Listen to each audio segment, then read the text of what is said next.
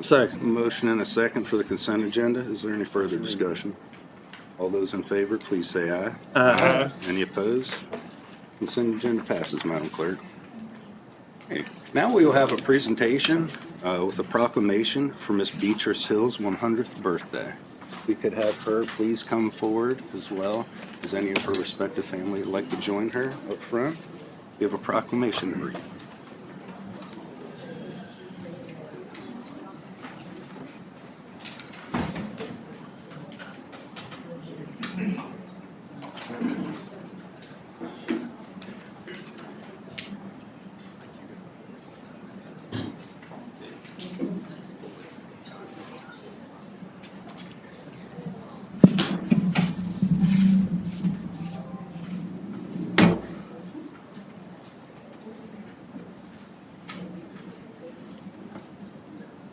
It's my pleasure to read the proclamation celebrating Harnett County resident Beatrice Bailey Hill on the occasion of her 100th birthday.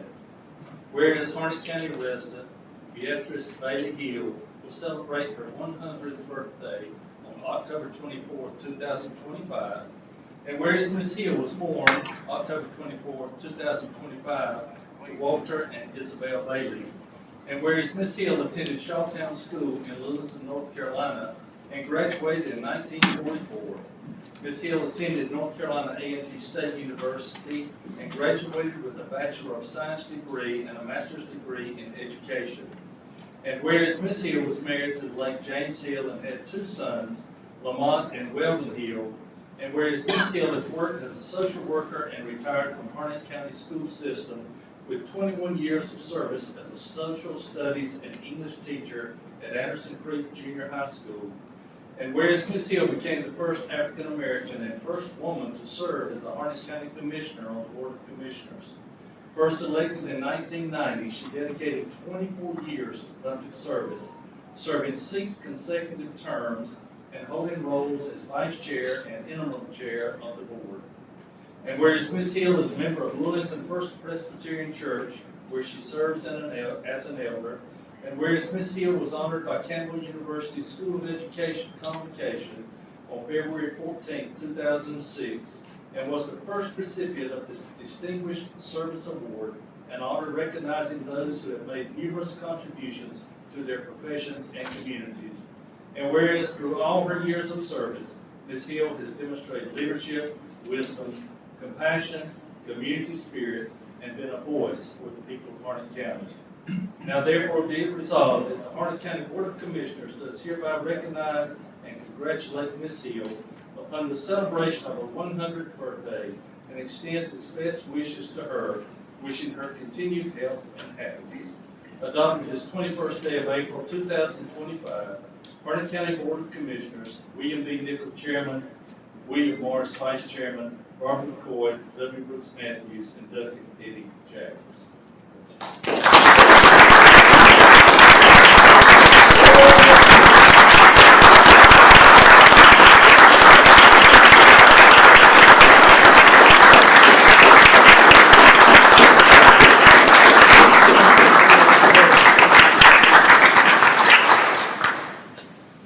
I would just like to thank this board. The board has gone a long way from what it was when I came on. I would also like to thank this board for all that they've done for Harnett County, the state, this nation, and I would say also the world, because you too have taken a part in that too. As I look around Harnett County and see all the changes that have been made, it has been because of you and what you and your time have put in to make Harnett County what it is today. I go back to think of the old courtroom and the board of places that we had worked in. Sometimes we would change from one building to another building because that one had gotten too small, so we just moved on. I was thinking the other day of the courtroom was upstairs. And of course, 4 strong men had to take a person in a wheelchair up those rickety old steps just to the courthouse. Some of you may remember those days. I don't want to take too much of your time because I know you got a busy schedule this afternoon, and to take care of all of that, I don't want to take any time whenever you have your schedule here too. But I just want to thank you, and as I said, Hunter County has made many changes, and it is because of you, all of you, along with the boards that have served this county. I want to thank you, and maybe when you get 100 years, as I have, and will be Thursday morning, I want to say, you too will make it. When your 100 years come around, maybe I'll be standing around.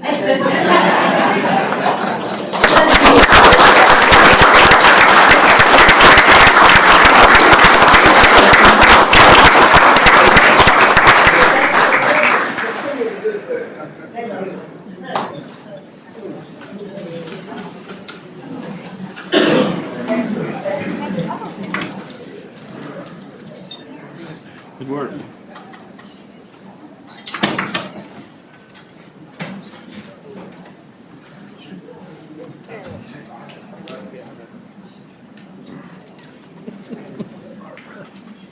Thank you. I'm slow today. I'm slow. I just Outstanding. This is good enough right here. Thank you, Mr. Seals. Thank you, sir. Wow, I'm not waiting for somebody else to do it if you can do it. That's right. That's why I came tonight. All right, so before we get into the public comment period, we are going to go ahead and allow the elected officials that showed up tonight who are going to speak in regards to the water fluoridation. First I have on the list Mayor, pardon me if I butcher this, the mayor from Holly Springs. Please get up and announce yourself, sir, and you have the floor for 5 minutes, sir. Good evening, Chair Nickel, Commissioners. My name is Sean Mayevsky, the mayor of Holly Springs. It's easy to say, I promise. I'm here tonight on behalf of the Holly Springs Town Council. Harnett County currently serves 52,000 residents of Holly Springs with its drinking water, and we've been longtime partners since 1995. Town of Holly Springs staff were only first notified by Harnett County staff this past Thursday that the Board of Commissioners were considering removal of fluoride. We respectfully request deferral of any potential action to remove fluoride until our governing body, residents, our professional staff, and the Harnett County Board of Health can also provide review and provide input. Of key interest is to learn that Harnett County has scientific data that indicates the removal of fluoride in your regional public water system that provides a greater public health benefit than its current practice of including fluoride. To date, we have not seen the data you may be using to support the potential policy change.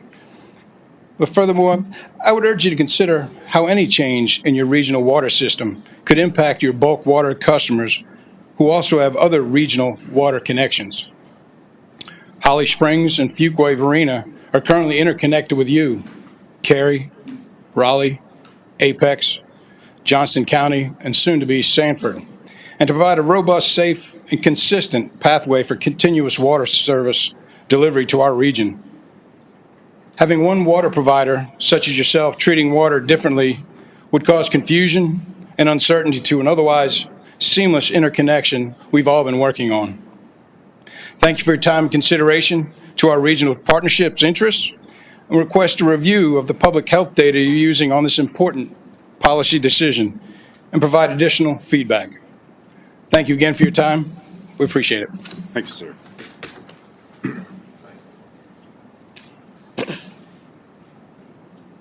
Is there any other elected official from one of the neighboring districts that had signed up or would like to speak?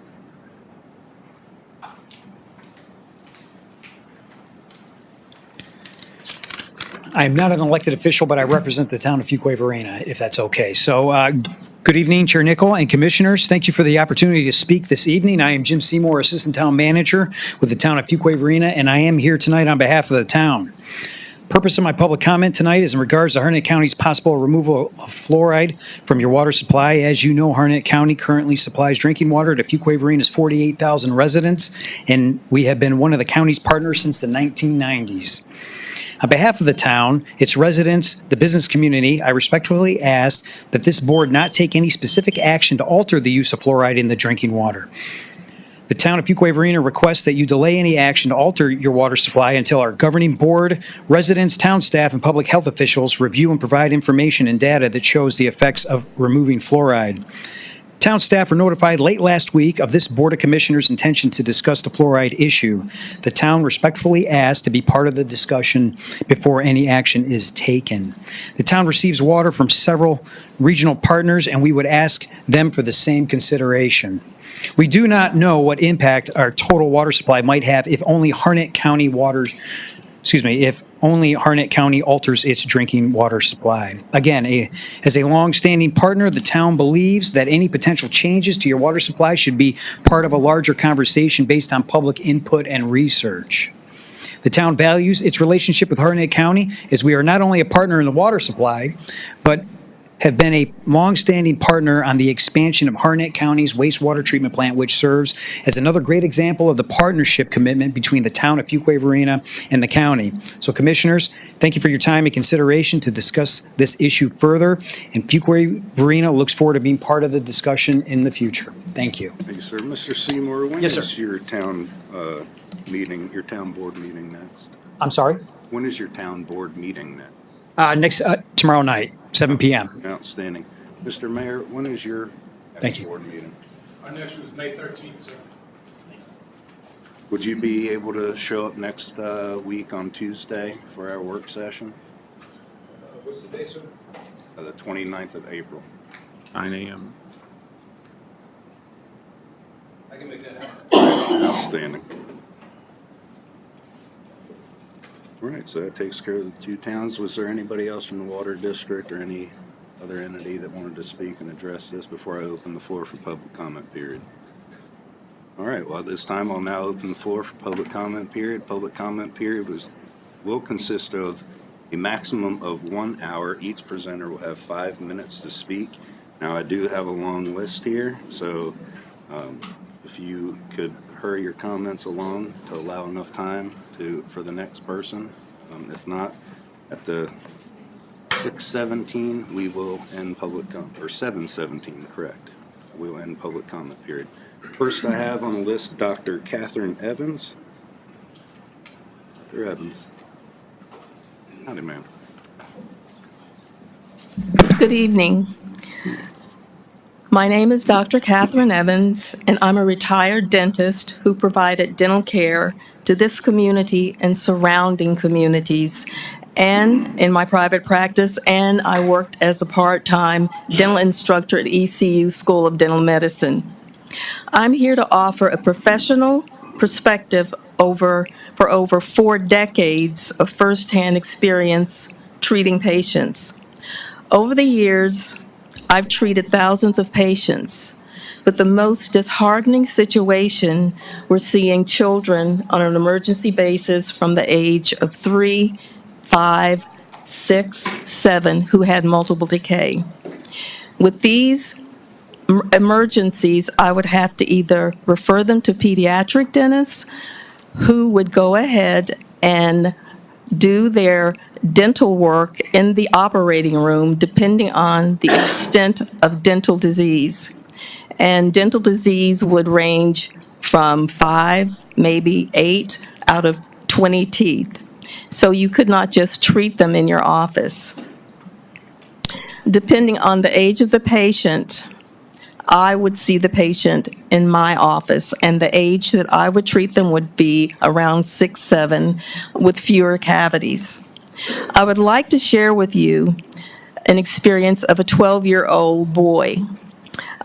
His name was DeMonte Driver. DeMonte was a 12-year-old boy who had a dental cavity, and the disease caused multiple pain, swelling, and infection. His mom took him to a dentist. The dentist did not accept his insurance. His mom could not afford to pay to have the tooth extracted. The young man was admitted into the hospital. He had several surgeries and later died.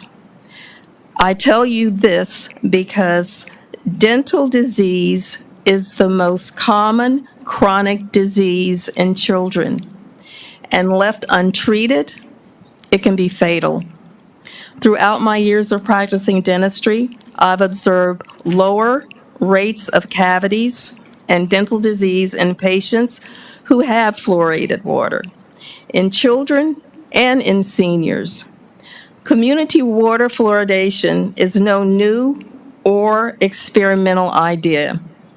The scientific studies prove it's been used safely over 75 years and supported by the American Dental Association, CDC, the American Academy of Pediatric Dentists, and countless other public health agencies worldwide. The recommended level by the U.S. Public Health Service is 0.7 milligrams per liter, a level proven to reduce tooth decay up to 25% in children and adults without causing harmful effects. I know that there's some concerns about overexposure or potential health risk, and these concerns are valid, but it's important to note at a recommended level, fluoride is both safe and effective. Harnett Regional Water Plant monitors the recommended level of 0.7 milligrams per liter. Removing fluoridation removes protection from everyone, especially the most vulnerable, children, seniors, and families without regular dental care. Low-income children are hit hardest by the lack of fluoride access because they're less likely to receive preventive care. Removing fluoride widens the health gap, increasing the risk of dental decay. Harnett County has had community fluoride since the 1950s. I urge you, before making a final decision, please do your due diligence. Look at all scientific studies reviewing the benefits as well as addressing the concerns. I've given Melissa copies of scientific studies to give each commissioner to review, addressing the benefits and concerns of the community water fluoridation in your work session. Harnett County has the opportunity to stand with science with protecting the health of residents here and surrounding areas. Your final decision will impact the future oral and general health of children, adults, of residents here and surrounding areas of Fort Bragg, Linden, Ma'am, can you Spring please Lake, wrap up your Holly comments? Springs, Fuquay, Johnston County. Thank you for your time. Thank you, ma'am.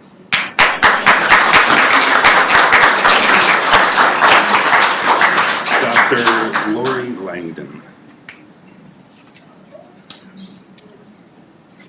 Good evening, Board of Commissioners. I'm Dr. Lori Langdon. I'm a board-certified pediatrician now for 30 years. I have 6 adult children and 3 grandchildren so far, and someone on your board is responsible for my being also the vice chair of the Harnett County Board of Health. Thank you very much for one more thing to do. So I am currently chair of pediatrics at Campbell University School of Osteopathic Medicine. I'm also a national faculty for the National Board of Osteopathic Medical Examiners, and I'm currently the director of the Campbell University Health Center. I also serve on the Harnett Health Foundation and about 20 other community service things that I won't get into because we're pressed for time. But I do want you to know that I'm from Harnett County. I was born here almost 56 years ago at Betsy Johnson. I chose to return here after completing residency simply because I love my family, I love Harnett County, I love the people here, and I want to serve them. And serving pediatrics in a rural area can be quite challenging, and I've learned a lot from it, and I want to share a lot of that with you guys. First of all, I appreciate your postponing the decision to make the final vote on fluoridation of public water sources until after the Board of Health meets. I don't know if you guys realize what an awesome Board of Health we have. We have 2 dentists. That's especially important right now as we're making this decision. We have me, a pediatrician, board certified, who went to medical school at Duke. It's a pretty good school. We have a veterinarian, we have an engineer, we have a pharmacist, we have an optometrist, we have an excellent Board of Health. So not only do I applaud your decision to postpone the vote, I urge you to actually put some stock in what we recommend after we have our meeting this coming Thursday night.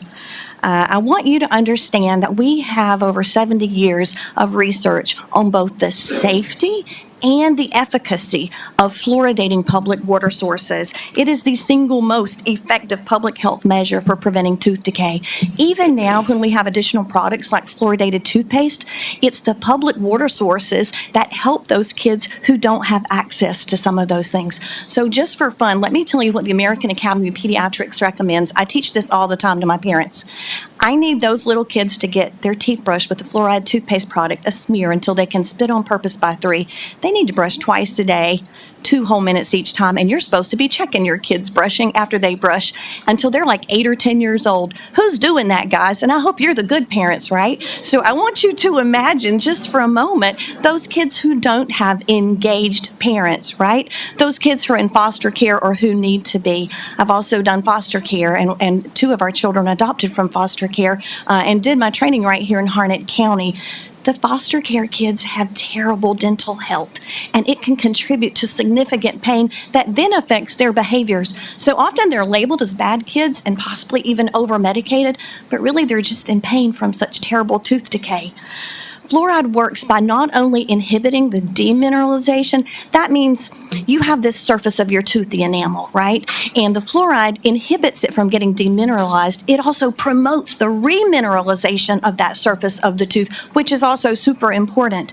And the economic benefits are incredible. You only have to serve more than 1,000 people for adding the fluoride to be more economic than all the cost of the dental fixing.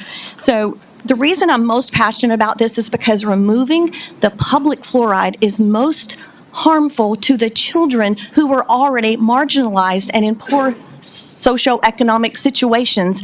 And it really hurts my heart to think of those foster kids and those kids in bad homes who won't get adequate care and will suffer the pain of poor dental disease. Also, if you guys are worried about the bogus studies that have been circulating on social media lately, remember they were done in other countries. They were not even done on public water sources that were fluoridated. Did you realize that? They also did not hold up to scientific rigor when you look at, there was no making sure there were no confounding factors, for example. So I think it's inappropriate for people to do things that they aren't trained to do.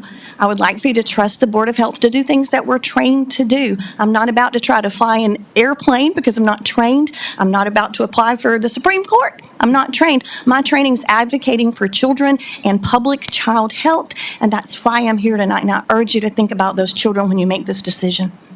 Thank you, ma'am.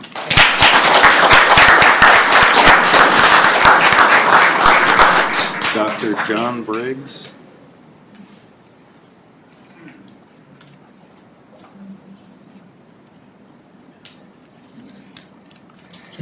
Good evening. My name's John Briggs. I'm a retired family physician, spent 40 years, actually still actively practicing medicine here in Harnett County, but retired a couple years ago from primary care. I also serve as the medical director of the Harnett County Health Department. If you haven't met me before, I'm glad to meet you. I'm here to raise my support for continued fluoridation of the county water. I do that in association with the American Medical Association, the American Dental Association, the American Academy of Family Practice, and the American Academy of Pediatrics. The CDC says that one of the greatest public interventions, or fluoridation is one of the greatest public interventions of the 20th century. They also go on to say that it is an inexpensive method for improving oral health, particularly in communities that are underserved by dentists.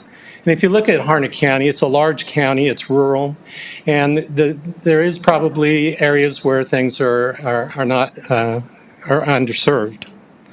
The cost benefit of fluoridation, there's a $38 savings for dental care for every dollar spent in fluoride treatment of water.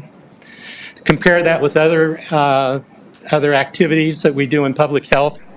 Childhood vaccines save $20. Smoking cessation saves $5 for every dollar spent. And diabetes saves $3 for every dollar spent. So we're talking $38, a wonderful savings. According to a website, they say there are about 35,000 kids under the age of 18 here in Harnett County. I don't know if that was a website. You guys would know better than I. But according to the CDC, 10% of all children will at some point in their lives have a dental carie. That would mean that we are talking of the 35,000, that 3,500 kids will probably have a dental carie. Now, according to the CDC, in communities, when you compare communities between city or communities that have had treated water with fluoride versus treated or untreated water, there is also a 25% reduction in dental cavities by just that intervention alone. That would mean that we dropped that number down from 3,500. We started with 35,000, 10% would be 3,500, and now we're down around 900. You know, we could round it off to 1,000 if you'd let me. I don't know about you, and I don't know about the rest of the folks here in this meeting, but I'm not particularly fond of going to the dentist. And I certainly am not fond of going to the dentist and sitting in a dental chair. It's very traumatizing, and it can be traumatizing to the kids as well. I personally don't like having dental cavities drilled and filled. I have two friends here tonight that are going to speak to you, the Drs. Sloans, Dr. Don and Elton Sloan, and I love them to death, but I don't really cherish my times I spend when I'm getting dental work done. Removing fluoride from the drinking water will result in a significant increase in need for dental care in an area that we may not actually have ability to serve. As many as 1,000 kids may end up in a dental chair being drilled and filled. So I appreciate your attention and your concern in this matter. Thank you. Thank you, sir.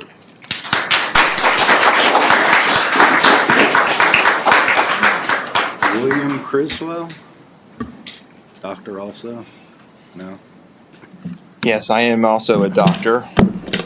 So I have do I need to say my address? If you would state it for the record. 135 Morgan Farm Drive, Lillington. So I'd hate to even bring credentials into it because honestly, this is common sense. I know that there's lots of doctors that have difference of opinions in this matter. And just the fact that there's a lot of other doctors that have differences of opinions should tell you that maybe the government should not be adding it to the water because topically is how it works. There's no systemic mechanism. I would ask the doctors these questions, all the doctors that have stood up here so far. So just to say what kind of doctor I am so I don't misportray that is, so I have a biochemistry degree, Bachelor of Science from University of South Florida, and then I'm a doctor of pharmacy from Campbell University. And just for work purposes, these are my views and not the views of my employer. But I have some questions for the doctors, and maybe some other doctors can answer these questions. So has any doctor ever heard of or drawn a level for low fluoride levels? So is hypofluoride even a diagnosis? It is not, because there's no systemic function in the body. It is all through topical means. If you look at the toothpaste, which costs $1, by the way, so it'd be very an easy compromise. $1 toothbrush, $1 tub of toothpaste, which will last a while. And kind of interesting on the box, which no dentist so far has seemed to mention, or pediatrician or anybody else, it says, do not swallow. To minimize swallowing, use a pea-sized amount in children under 6 years old. Please supervise your child. Why would it say don't swallow it? It's kind of interesting, right? Maybe it matters how much you get. Maybe it's just because it works topically. And so when you drink the fluoride in the water, it coating your teeth is how it works. And maybe there's other problems with doing it systemically. I'll ask you a second question. Maybe one of you can answer this. If I had to take a guess, if you drew the blood levels of Harnett County, there would be most people with low vitamin D levels. Is it the board's job, is it your job to add vitamin D to my water? Or should I just take a pill that's recommended by my doctor or get some more sunshine? But is it your role as the government to treat its population systemically through the water, or is it a doctor who can just prescribe various amounts? Ask any pharmacist, maybe the board of pharmacists that's on, or the pharmacist that's on the board of health can answer this question. There's prescription-based toothpaste. You can get multiple levels of fluoridation through the toothpaste. So there's a lot of different areas you can do that. There's also mouthwash. You mentioned the CDC. The CDC is likely to remove that recommendation in a matter of 2 weeks, is what I heard in the news just the other day. That's why in the state of Utah, it's gone. The state of Florida, the Senate just passed to remove it from their from their water system. So it's just a matter of the House passing it next, and it's gone in the whole entire state of Florida. The Surgeon General of Florida has come up with all the studies, which I think all of you have now, which you can give to them if they need it, to say that, hey, maybe this isn't quite what we thought, and maybe there are some potential effects at certain levels. But if you can get it through toothpaste topically, then why does it need to be added by the government through the water? Fourthly, you can ask the Harnett Water, Steve Ward, this question. Maybe he can answer it for you. What is one of the most toxic things that they handle in our water treatment systems? I guarantee you that he would mention hydrofluorosilicic acid, because actually have him pull the data sheet, the safety data sheet for you. For all the people that work for Harnett County Water, pull the data sheet and see how toxic that is and what they have to do to handle it. And then if it's ingested, what would happen to their intestines? That would be an interesting thing. So pull the safety data sheet, but from the Harnett, get Steve Ward to give it to you. And another thing, there's different things of fluoride. The fluoride that's naturally in the water, I appreciate your prayer, by the way, it was beautiful. But God created calcium fluoride. He did not create hydrofluorosilicic acid. And if you Google it, this is an interesting thing. So there's sodium fluoride in this, calcium fluoride's in the ground, hydrofluorosilicic acid. Google search, chemical reaction, how is it formed? Hydrofluorosilicic acid is formed by a reaction of fluorosilicate salts with strong mineral acids, typically during the processing of phosphate rock into soluble fertilizers. This process releases toxic fluoride gases, which is then condensed and scrubbed with water to produce in the end. So that's how you get hydrofluorosilicic acid, a toxic phosphate plant that you add to the water. Thank you, sir.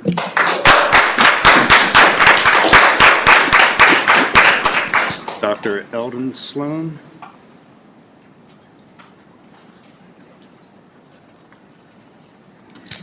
My name's Eldon Sloan. I've been a dentist in Broadway for several decades. I live in Harnett County, but I practice just over the county line in Broadway. Years ago, I began to notice a difference in how decay progressed on some of my younger patients. When decay is first detected, if it has not penetrated all the way through the tooth enamel, it is not restored at that point, because this softer demineralized area can remineralize and thus repair itself. This can happen when the patient starts keeping the area cleaner, or the fluoridines in the fluoride treatment that we give children on their teeth can remineralize and harden and repair the beginning of decay, or the fluoride in their drinking water can do the same thing more effectively. I began to notice that when the children from Harnett County returned for their next checkup, that most often the decay would have repaired itself as expected. However, the decay in the teeth of the children from Lee County would usually have gotten worse and would have to be restored with fillings. When I looked into this, I found that while the children of Harnett County had fluoridated water, Lee County's water was not fluoridated. I had a good friend, a patient on the Lee County Board of Commissioners, and I told him what I'd been seeing. Soon after following some research, Lee County put fluoride in their drinking water. Within the next year, I saw the fluoride giving the Lee County kids the same repair to beginning decay that I had seen in the Harnett County kids. In the United States, we've always hoped to find anything in our environment that's hurting the health of our citizens. That is how we found that lead in paint and in lead in gasoline was harmful. For the same reason, because of the prevalence of fluoridated water, fluoride as an additive to water is probably the most studied element in our environment. Scores of studies have been done, and the concentrations added to water, it has been shown to be harmless. In high concentrations, you certainly might find some harm. The same is true of chlorine, which must be added to our drinking water. It's safe in the concentrations used. If you increase far above that level, chlorine would be harmful. The amount of fluoride the children were exposed to in the study that showed a possible link to brain damage was far above what it is in fluoridated water. It's been pretty easy to study the health effects of fluoridated water. You study one or more cities with fluoridated water against other cities with no fluoride in their drinking water, and you look for health problems in the fluoridated population that are increased above those in the cities with no added fluoride. It's just a real simple kind of way to control this experiment. In all of these studies over the years, fluoridated water has been proved not to be harmful to health. The only difference ever found is that fluoride improves dental health. You don't need to eliminate fluoride to improve the health of the people of Harnett County. It's safe. With fluoride, you are already helping our health. Thank you. Thank you, sir.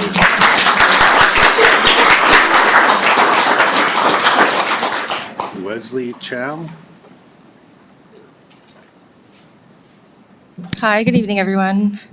My name is Leslie Chow. I'm a public health and physician assistant dual master's student here at Campbell.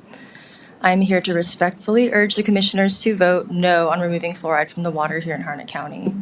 This is a critical public health issue, and I'll share with you why this matters to me and to many of us in our community. I pursued this dual master's degree because of my experiences taking care of patients in the emergency department who are often underserved and uninsured. I recognize that the health of my community depends not just on the individual care that we provide, but also on the policies that shape the environment that we live in. While I will definitely dedicate myself to treating patients at an individual basis, I know that policies like water fluoridation can prevent disease for hundreds of thousands of people, especially the underserved who face barriers to care. Many of the previous speakers have already brought up very good points about the evidence behind fluoridation, but I also wanted to talk a little bit about what happens when communities remove fluoride. So in Ontario, after they stopped fluoridation in 2013, tooth decay in their children surged by 51%, which forced them to bring back the policy 5 years later. Similar disasters have happened in Alaska, where dental costs for children tripled, and in multiple U.S. cities where expenses for Medicaid patients ballooned. Do not let Harnett County follow in those footsteps, having to backtrack after seeing the extreme harm that's done to our community. This issue is especially urgent for Harnett County because nearly 20% of our residents live in poverty and cannot afford regular dental care. According to the Health Resources and Services Administration, we're already considered a dental health professional shortage area, which means that we need more than 11 dentists just to meet basic needs, not even considering what's going to happen if we remove the fluoride from our water. Some people say that fluoridation is about having personal freedom and choice, but removing it would be a hidden tax on struggling families. Studies show that ending fluoridation adds an additional $300 per child in Medicaid costs. I had a wonderful discussion on the phone this afternoon with Commissioner McCoy and Commissioner Morris. Thank you very much for your time to discuss your concerns and about how this issue came about today. I encourage more discussion like the ones that we had including input from the public and experts to help resolve any concern and confusion about the safety and efficacy of fluoride in our water. In addition, I wanted to bring up that as I'm preparing to build my life and raise my family, I'm very intentionally choosing communities that prioritize science-based policies that protect all children's health. While I established my own practice as a physician assistant in Plant Roots, I'm looking for a town that understands what truly makes families thrive. Not just good schools and parks, but also policies that silently protect our most vulnerable patients. Fluoridation is the only public health measure that works 24/7, requires no behavior change, and reaches everyone equally. Removing it would hurt our most vulnerable neighbors and overwhelm our healthcare system. Please stand by our community and protect Harnett County's health by keeping fluoride in our water. Thank you for your time. Thank you, ma'am.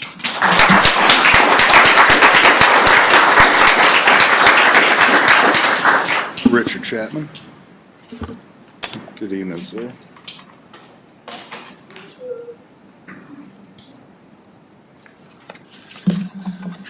Richard Chapman, 5220 Christian Light Road. I'm not going to repeat what has already been said. I just wanted to jump ahead a little bit.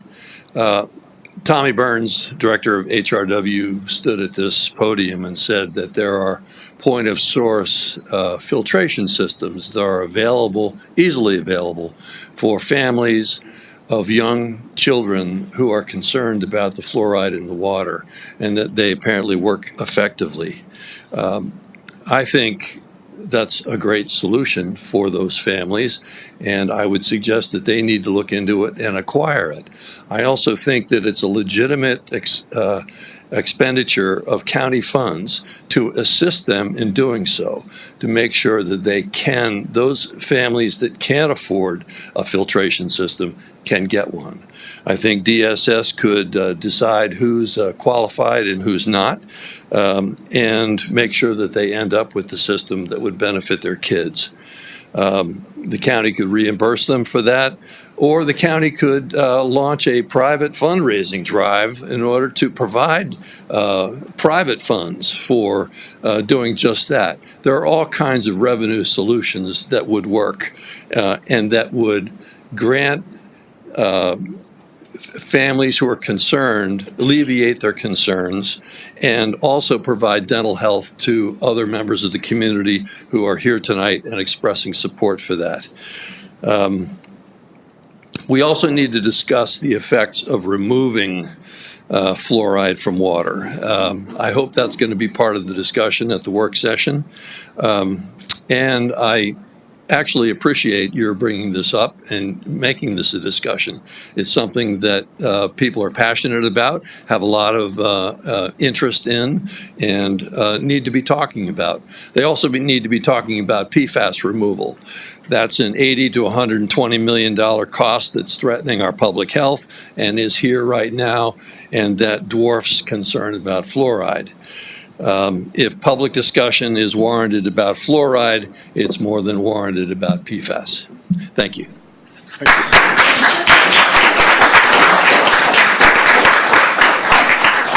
Scott Daniel.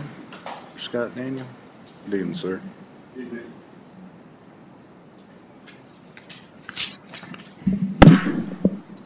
My name's Scott Daniel. I'm the same Scott Daniel that ran against Brooks Matthews last year.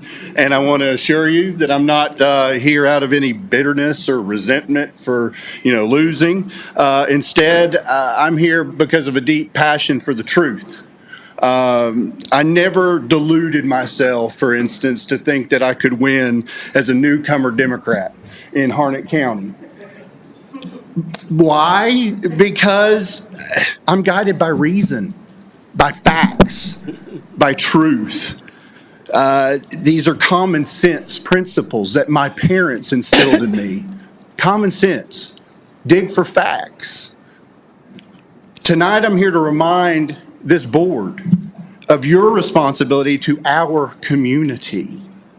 A responsibility to lead with integrity, in search of the facts, and with reason. Because lives and well-being of our citizens are at stake. Removing fluoride from water, it's nonsensical. The professionals will tell you, but it's just flat out nonsensical. It's not rooted in science. It's not rooted in truth. Yeah, too much water can be harmful.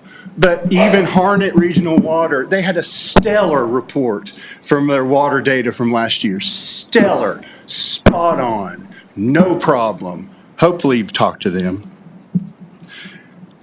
The facts are there. There's no reason for this silly alarm, especially with self-proclaimed educators, former educators. You're not educating yourselves. You're acting like you're educating yourselves and then passing on to us what's best for us. Love your body language, by the way. It's reckless. It's reckless. And it's really disheartening to see you neglect your duty to educate yourself. Instead, what are you relying on? Huh? Fox, Entertainment, Newsmax, Facebook? Biased sources, biased. Or maybe straight from RFK Jr., probably. If that's the basis of your decisions, it's not just irresponsible, it's outright dangerous. We must trust in reason, in truth, in facts, and science. Our community deserves leaders who are men and women of integrity, who put aside fear-mongering, misinformation, and embrace facts, common sense, and reason. So tonight, I'm just asking you to step up. Be men of truth, of responsibility, and of purpose. Thank you.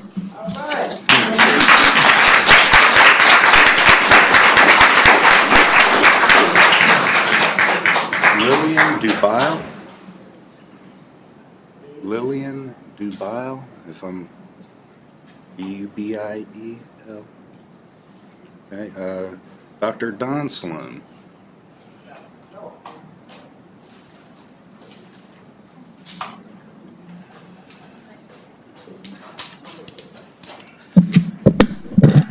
Much shorter.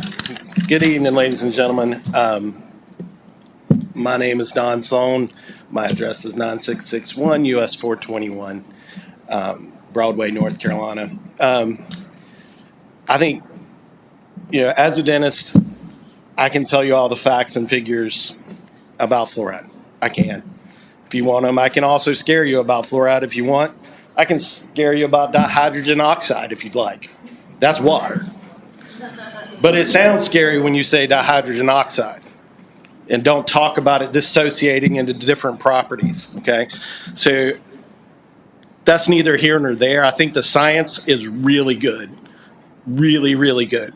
But my question for you guys, especially as conservatives, is have you looked at the economic impact on the county for taking fluoride out of the water? Not buying, not these guys buying, though I appreciate it. But there's going to be an economic impact on the businesses if you take fluoride out of the water. And it's really simple. The CDC, one of the things that's not going to be taken down is they say that there's $4.2 billion worth of lost production in the United States due to dental caries. Okay, so if you break that down to the 83,000 or so working people that we have in Harnett County, that comes up to about $250 worth of working hours for each person.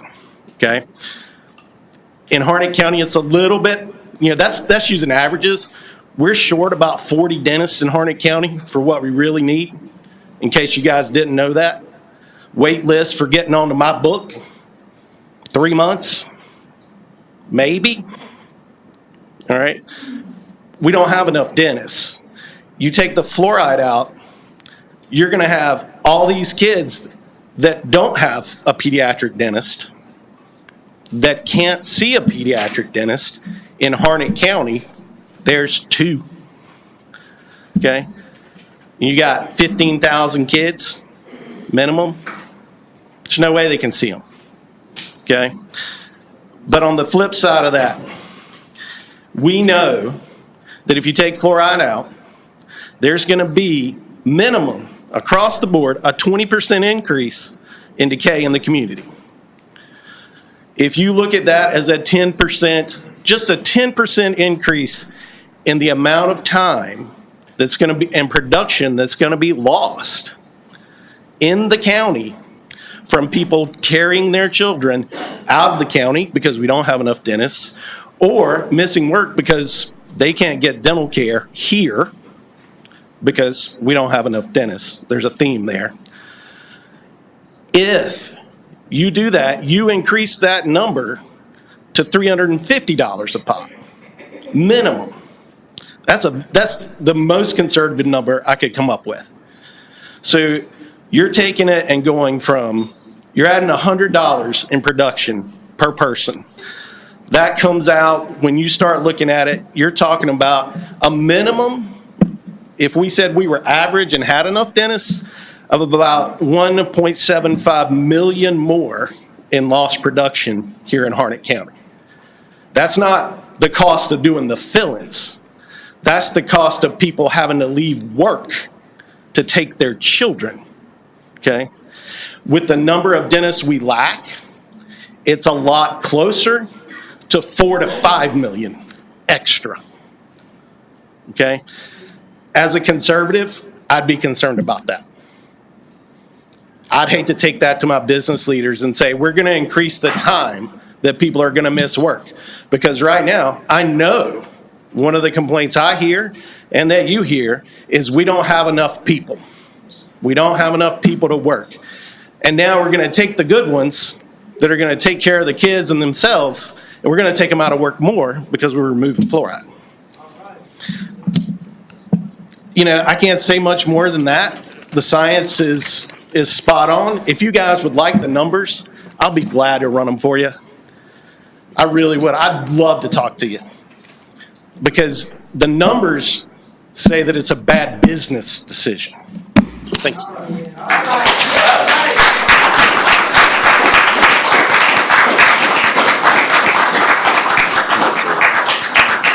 Lynn Marshbanks. Good evening. Any of you who've been around here a long time know who my daddy was. Burgess Marshbanks, a dentist in Lillington for many years. And my name is Lynn. I'm his daughter, very proud daughter. Thank you for your time. I have two issues to address here with you tonight. The first is fluoridation. As someone who is on the Harnett County water system and as the daughter of a longtime local dentist in Lillington, I'd like to address that issue. My father saw many people with terrible teeth, and people who needed fillings, crowns, and extractions. He was just up the road practicing when fluoride was put in the water.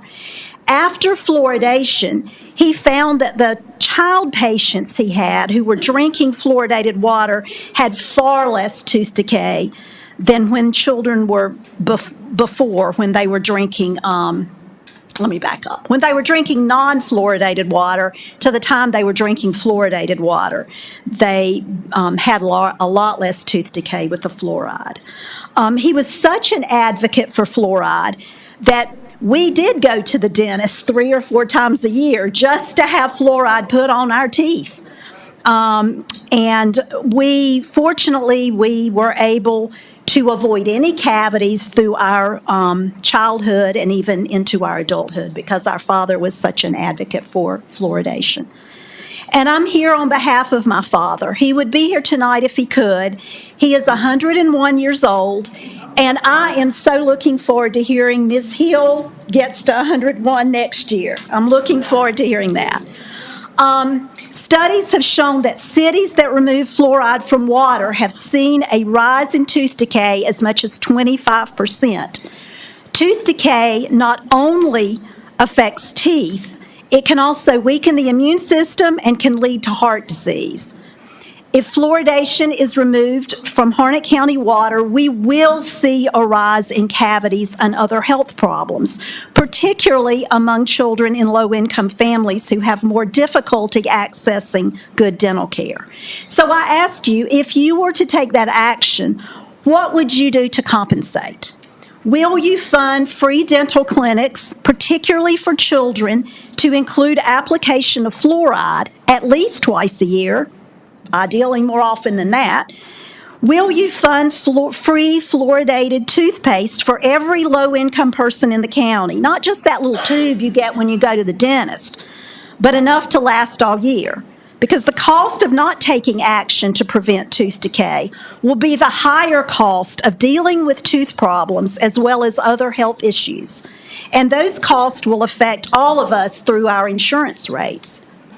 And just to go to another topic for a minute, as someone who is a native of Bowie's Creek, I've looked at the Hornet Horizons plan as well as the Village District Design Guide.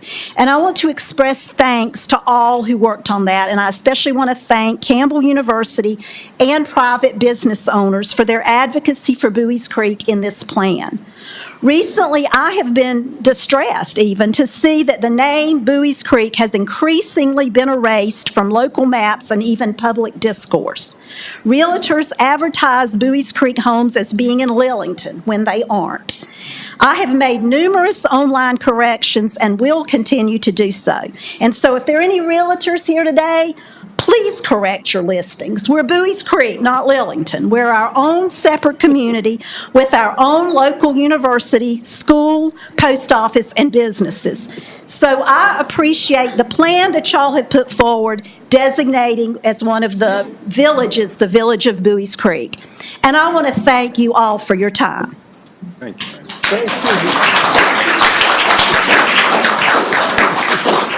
Mr. J. Sills.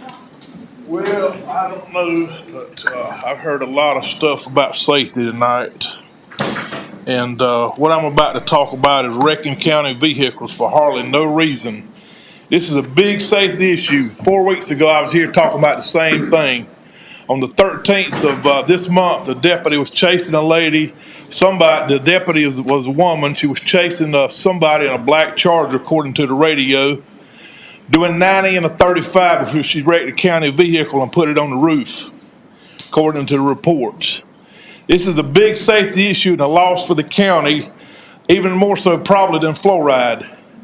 I guess I got here on the right night because this is a big safety issue.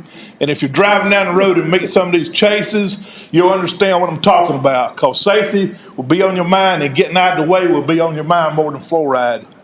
But tearing up vehicles and act like a bunch of cowboys in the Dallas Cowboys and the Dukes of Hazzard, it's time for it to stop. In the Finch case, 2 people were killed because the deputies after somebody for speeding. Clearly noted on the phone recording. The tire came flying off the vehicle for speeding. 2 people were slaughtered. In the Finch Knox case, 2 people were killed out here in front of Food Line for attempted bank robbery.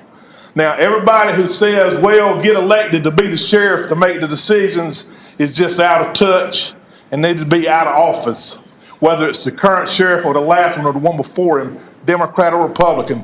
Because we have a drug dealer outside of Irwin, been at it 30 years. And as a former law enforcement officer, why is everybody chasing for little reasons when we got a 30-year drug dealer right outside of Irwin? I did the investigation. Everybody who's got the experience here the past 30 years knows about him. They keep letting him out like it's a game. I lost a 19-year-old to heroin between the Walmart and Dunn and Lincoln Street in Benson in 2019 at 19 years old. But we want to fly around the county ruining these brand new black vehicles that are run probably about 160. But you can't get anything done about safety in these vehicles and the chases for hardly no reason. And as a former law enforcement officer, my first chief would have said some words if he'd found out we were running like these folks are that you don't use in a Baptist church.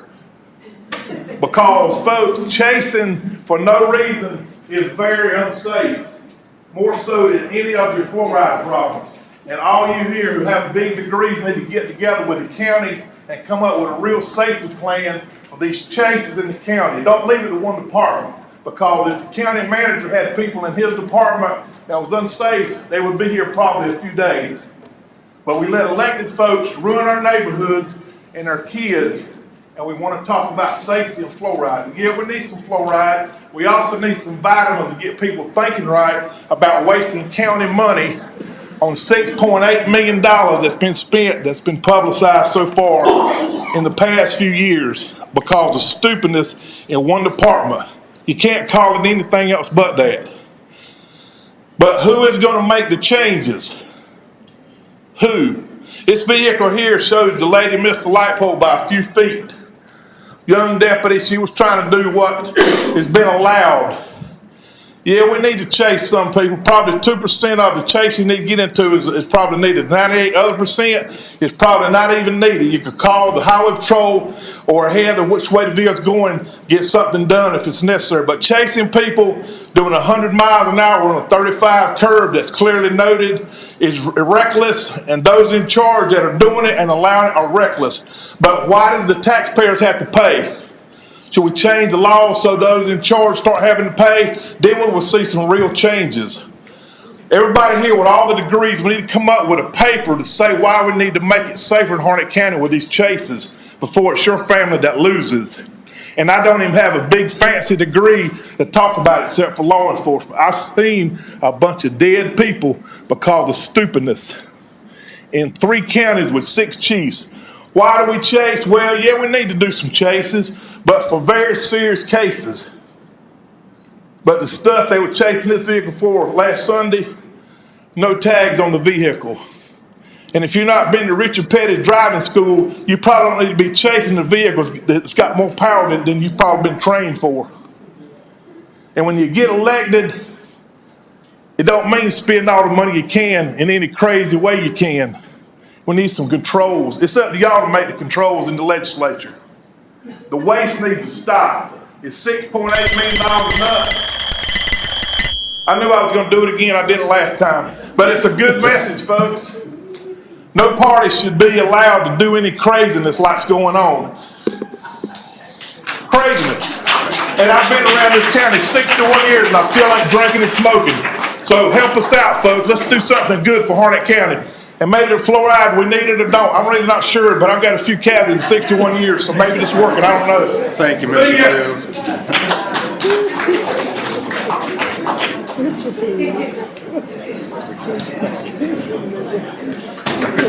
It's Denise Brewster. Denise Brewster.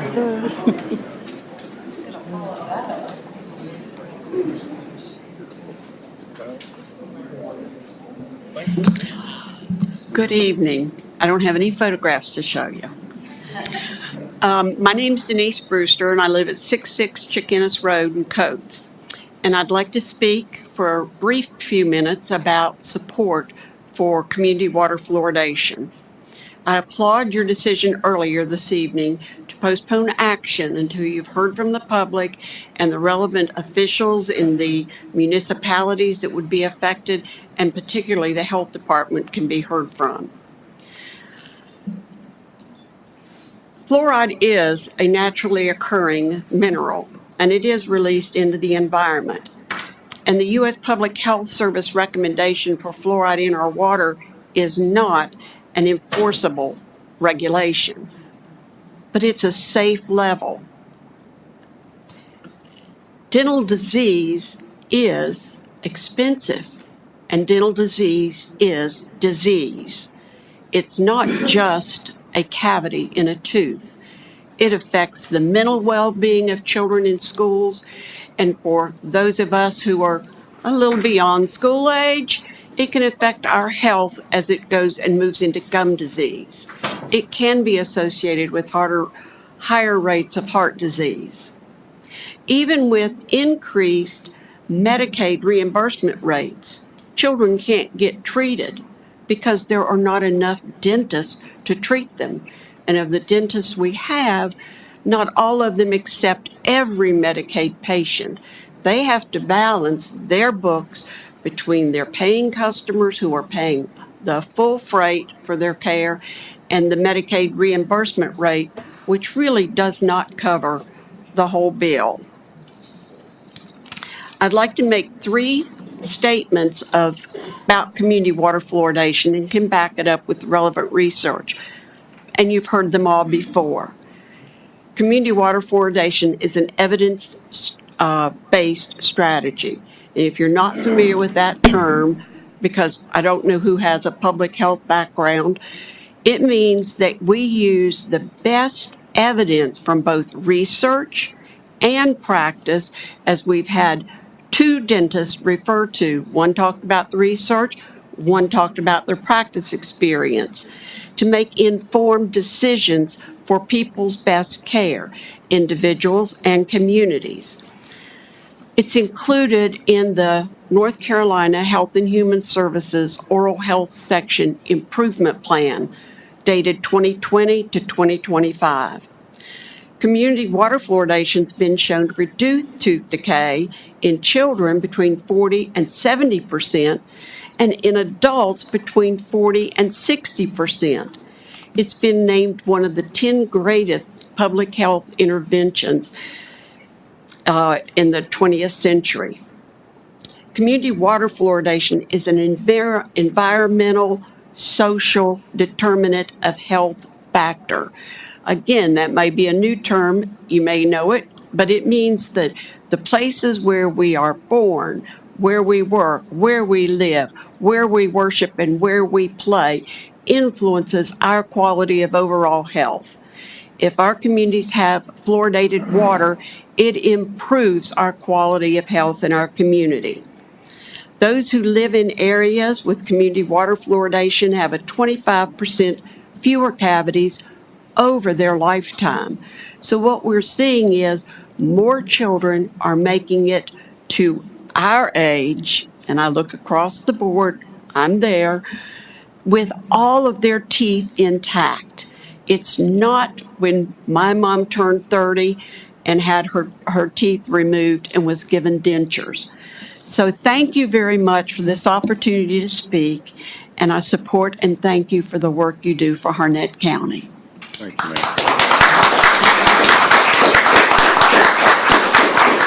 Kelly McCray. Ms. Kelly McCray.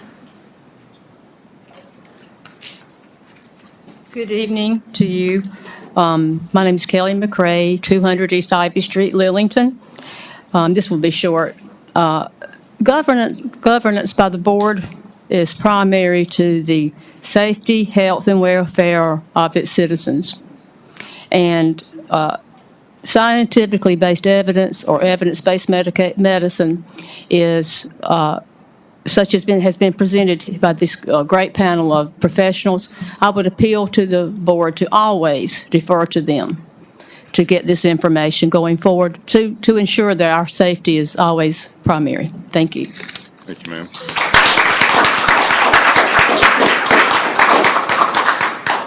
Anthony DeMario.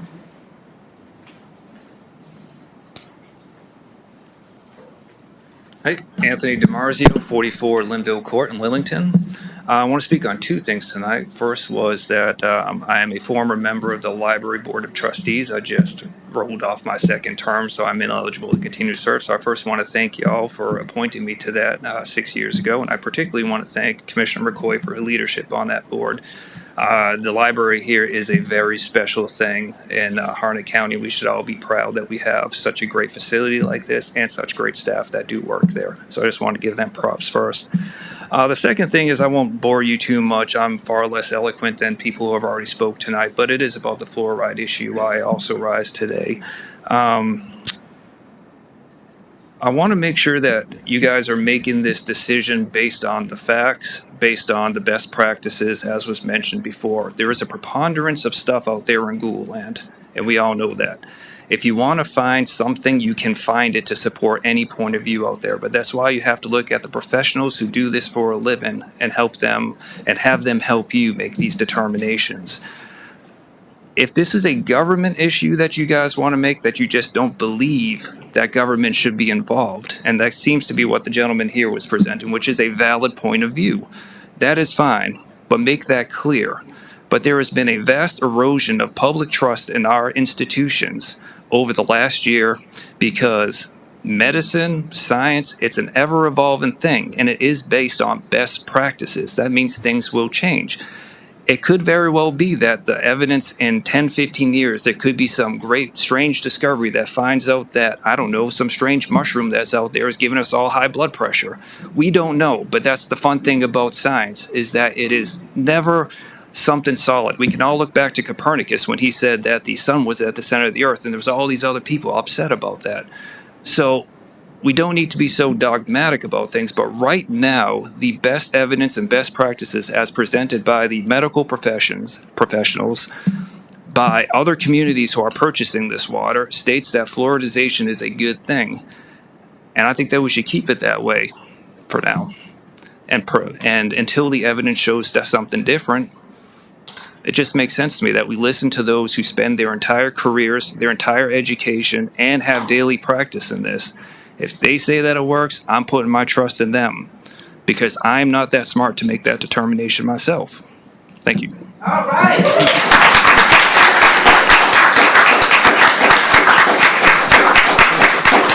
Ms. Sarah Lee.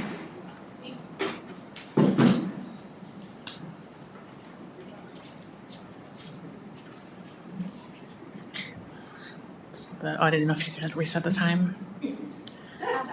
Okay. Sarah Lee, Family Integrity Advocate. I live over in the barbecue area. I just have to say that the talk about fluoride is very interesting because case law, if you study it regarding child welfare issues, if you have to take your child to the doctor and they have to get hospitalized and these major surgeries for your tooth care, that's actually considered child neglect in North Carolina. So if you are telling a lot of the poor families in this county, hey, we need to have you work more so that you can pay for more dental care because we cannot provide that for you, I'm pretty sure the families are going to say we need the fluoride. On the other hand, it is a parent's responsibility for the care and welfare of their children, not the government's. So if you do have a lot of parents coming to you saying, we do want the fluoride, then I would weigh that with what the medical professionals are saying, because they need to have a say in what happens to their children before the government does. Absent, actually hurting your children, because then the government does have a say. Secondly, I have to rip the Band-Aid off. Alice B. in Jameson versus Cooper is not doing well. She is going to implode in the residential facility that y'all have her locked up in. South Carolina agency, the state agency, is investigating that facility because of the abuse, dependency, and neglect that the girls made when they escaped. We have not heard from Elisa, or Alice B., sorry, her name is Lisa. We've not heard from her, even though the courts have ordered contact with her godmother. So she is not just being isolated and stuck in this facility that she would like to emancipate from y'all. She is not doing well. So I need you guys to act on this. The way that you can act is because you have statutory authority to create a plan in the community that addresses protective and risk factors and action to take. Social Services Board can also do that. But if the Social Services Board isn't doing that, the county commissioners have the authority statutorily to do so. I also need to address the things that the judge is doing in this case. It's really bad. This whole case started on false allegations over 10 years ago. If you can imagine this lovely lady over here, sitting over here, celebrating her 100th year, but she came up and said, I survived foster care for almost a quarter of my life. That is Alice B's story. She has been in foster care since she was 4 and she's 17 now. We do not have government able to take care of children in the way families can. Alice B has family she can go home to. She has had family she can go home to for over 111 days now. And the courts in the county will not release her. This needs to happen. She needs justice. And if she were here, she would share with you, and she's trying to share things, but she keeps getting silenced, and I will not allow her voice to be silenced. And if she implodes and she commits suicide or something happens to her in that facility, that will be on you, not on me. And I can't stand a community that will not stand up for its kids. So I'm just asking you some of those things to consider. Thank you for your time. Thank you, ma'am.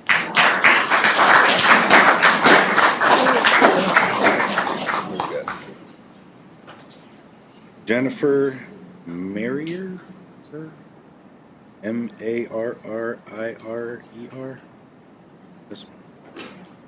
Now, we have 2 more signed up, and we're approaching that time. I'm going to go ahead and allow these last 2 as well, so.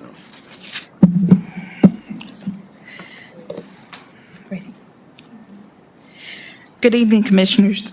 I'm actually reading for someone else. She wasn't able to come tonight, and her name is Marge Morrison, and she lives at 86 Gwendolyn Way in Fuquay Varina. While I am unable to attend in person tonight, I have asked for this statement to be read on my behalf.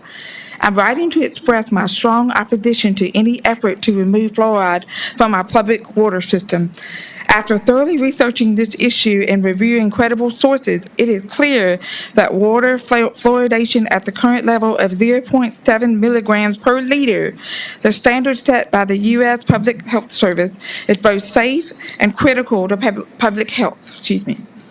Fluoridation has been in practice since 1945 and is endorsed by every major health authority, including CDC, American Dental Association, World Health Organization, and the Surgeon General.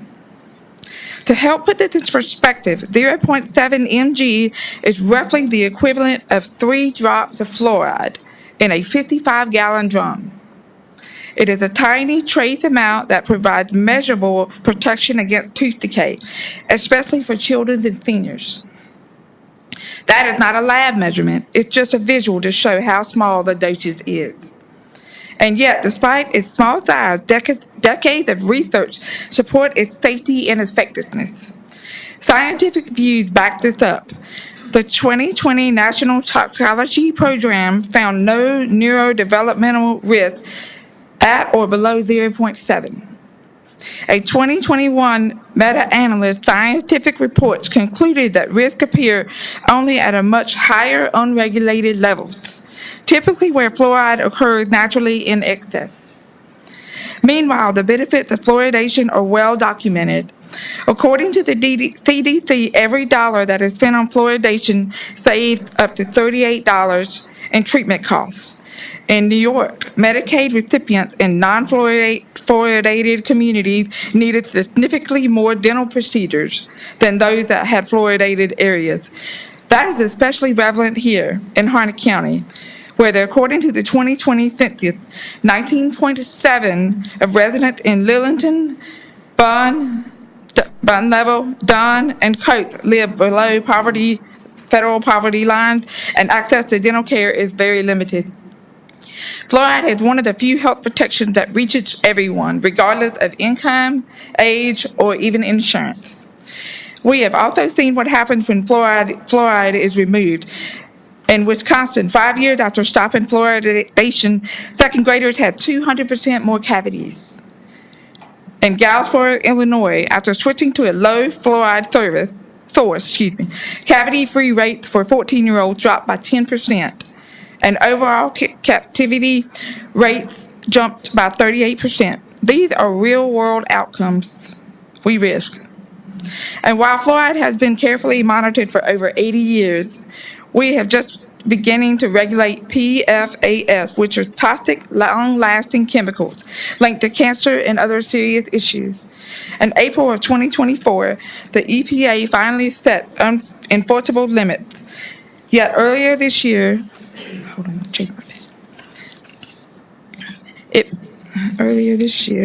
the Trump administration, I've lost my train of thought here. Okay, so I appreciate the filtration work in Harnett Regional Water is doing, but we're already behind. We'll be catching up for years.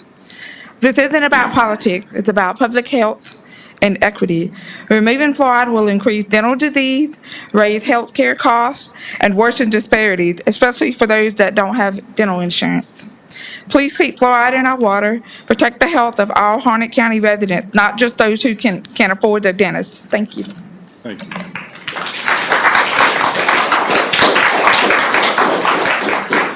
Angie Collins.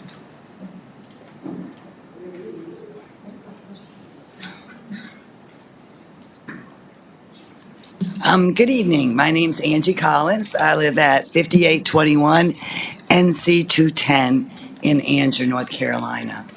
And I've listened to everyone speaking tonight, all of these professionals, doctors, people with scientific background. I have none of that, okay?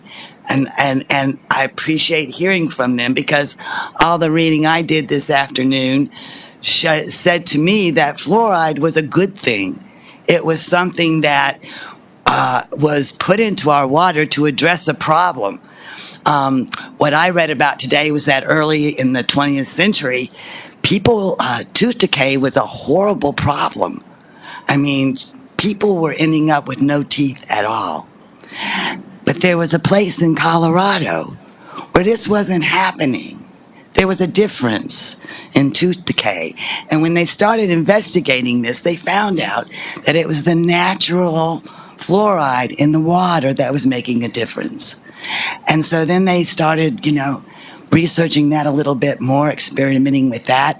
And they found out that these low specific doses of fluoride were great for preventing tooth decay and for children losing their teeth, having cavities, abscesses, dying. I don't know, I was born in the 50s. My parents, were working poor. We never had insurance. I never went to the dentist until I got a job and got insurance myself. And I still have all my teeth. I kind of put a lot of that on the fact that I had fluoride in my water as I was growing up. So I really do urge the board to listen to these people who truly have the knowledge to determine whether or not this is even a problem. That's where I'm coming from. Why does it seem like we are addressing issues that aren't a problem? Like the whole banning of the schools for voting sites, there was no problem. But for some reason, a lot of energy was put into addressing that. And then here we are coming up with this issue of taking fluoride out of the water, where it's not a problem. It's not an issue. People aren't dying, over this. This is something that actually benefits the taxpayers. And this is where the money comes from, I assume, that adds the fluoride to our water, is from our tax base. And what I'm seeing across the board is that it seems like anything that our tax money, anything that truly benefits us, is being taken away. Our schools are being taken away for voting sites. We're losing, well, let's see, I got me a little list here. The school vouchers that are paying for rich people to send their kids to private school, weather service, getting warnings about tornadoes. All of these things that actually benefit the taxpayers are being taken away. So I don't see this as something that the commissioners have decided are a problem and needs to be addressed. It seems like it's more like a political partisan kind of movement. It's like, this is the fad. Robert Kennedy said these are bad things. So boom, boom, boom, monkey see, monkey do, let's go ahead and ban the fluoride. What is this all about? There is not a problem here. And the fact that you've got all these people in the community speaking out against such a movement, I hope this impresses you. And I hope that you're really listening to people. And I just truly pray that you listen to the real scientists and doctors and people that really know what's going on, instead of a political mindset that somehow strips any benefit of our taxes from the people. Thank you.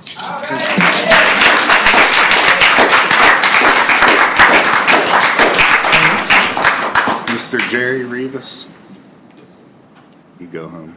Yeah, thank you. Mr. Rivas, he's gone. All right, at this time, I will now close the floor for public comment, and we'll move on to public hearing. Planning, you come up. I was on the list too. Couple here, we need to hear out. What is? Angela Inman and Laura Phelps. It's not on the lines, it's on the front page in the bottom right hand corner. Oh, okay.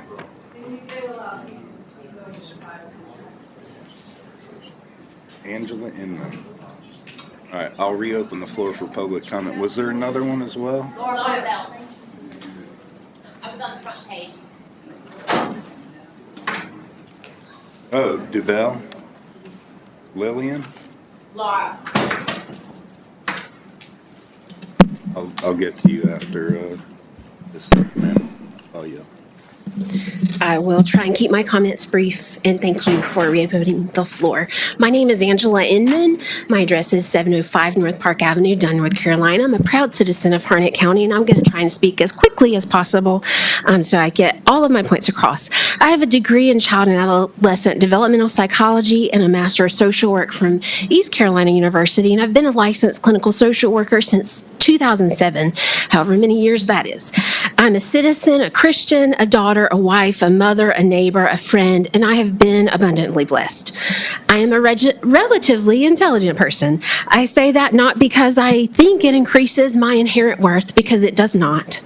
I say that because Luke 12:48 tells us, from whom, and now my glasses don't work, from whom much has been given, much will be required. So that is why I find myself here, even though I don't like public speaking, on a Monday night of my kindergartner's spring break, advocating for continued fluoridation of public water. I do not know much about water treatment, and by not much, I mean little to none. I am not well educated in dental health or statistics or public health other than the education I have received from this great state of North Carolina. As a private citizen, I do not expect you to be an expert in every area and every facet. What we do expect of our elected officials is for you to accept wise counsel and govern in a way that cares for everyone in our community well, particularly the most vulnerable among us. As a Christian, that is our mandate, to love your neighbor as yourself. Wendell Berry wrote a paraphrase of this golden rule. He said, "Do unto others downstream as you would have upstream do to you." So I appreciate your focus on water quality. The overwhelming consensus of scientific, medical, and public health communities who are abundantly trained in these areas all agree that community fluoride water treatment programs are good for public health. We've also heard they're good for economic health of our community as well.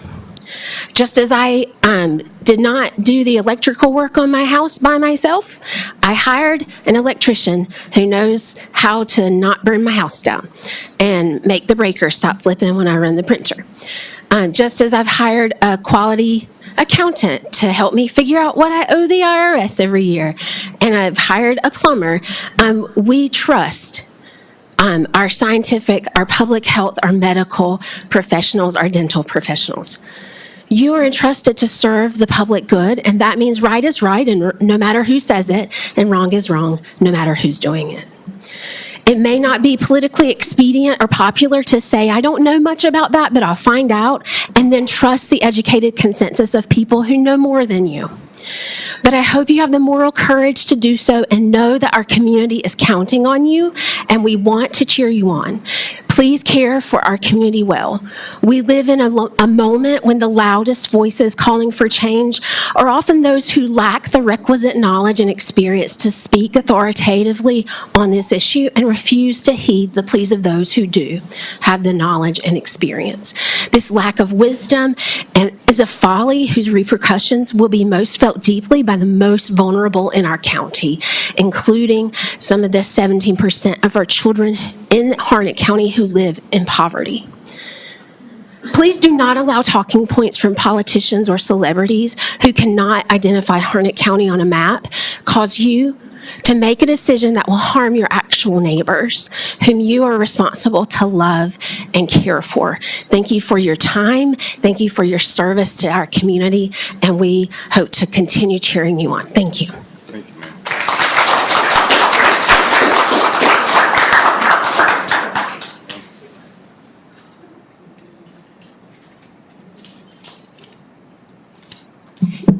Thank you. Laura Phelps, 482 Whitfield Lane in Broadway. And I just want to say that removing fluoride from our drinking water would be a great community disservice. It would set us back 70 years in terms of promoting dental health. The benefits of fluoride are well documented, and I know you guys are going to all do your own research. And the argument that excess use of fluoride causes, I wrote this down, skeletal fluorosis, muscular weakness, nervous system problems, they're not applicable to the levels added to our drinking water. You would have to drink 1,900 of these 8-ounce glasses of water at one time in order to even approach the level of concern. Just because there are certain figures on a national level who don't quite understand sound science, it doesn't mean that we have to locally turn our backs on common sense. Thank you.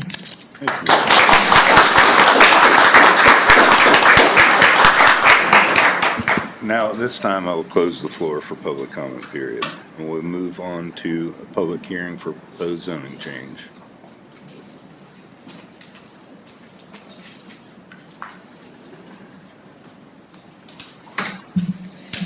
Hello there. Good evening, Commissioners. Sarah Arbor with Harnett County Development Services, bringing before you tonight a plan. Sarah, I'm sorry. Mr. Chairman, I recommend about a 30-second recess and let all these folks get out of here. My apologies. No, ma'am, you're quite all right, but it's the hustle and bustle of folks trying to get out.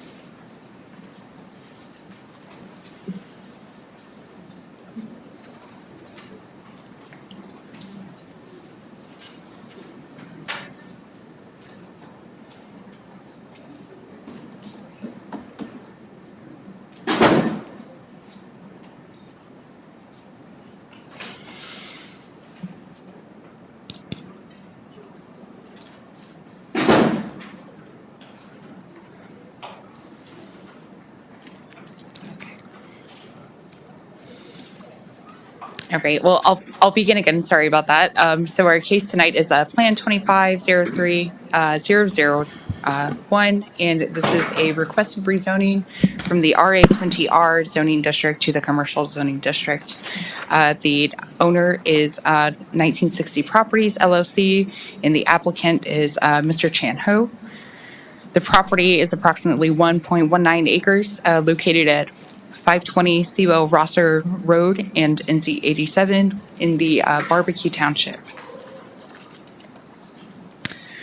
So the property was formerly used for residential purposes until December of 2024, when the home and the accessory structure were either demolished or removed for the property, and the property is now vacant. It runs along both Sewell Rosser Road and NC 87.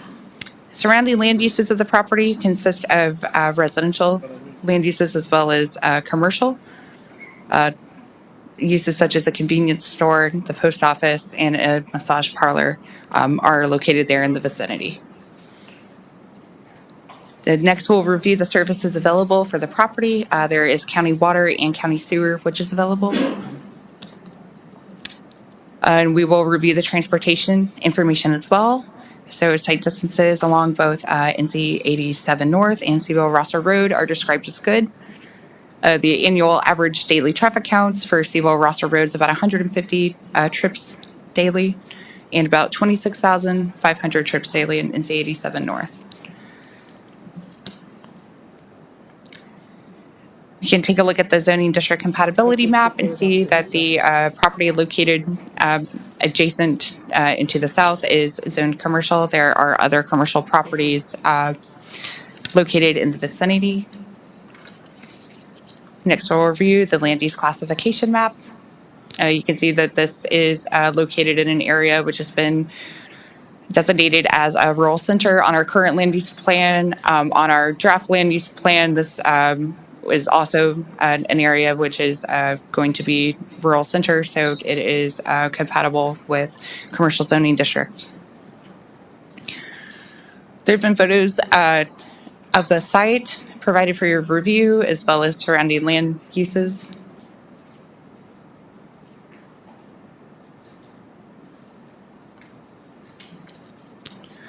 All right, and so as staff moved through our evaluation, we were able to answer each of the questions in the affirmative. Staff found that the requested rezoning is compatible with the underlying land use, and we are therefore recommending approval. At the April Planning Board meeting, the Planning Board recommended approval 5-0, and that was based on compatibility with the future land use plan. There was nobody who attended the meeting who spoke in opposition necessarily. However, they did have concerns and questions for the applicant regarding their intended use of the property. So that's all from staff, and I'm open for any questions. Questions or comments? For staff, before I open the floor for a public hearing. Do they have a public hearing on that? Okay.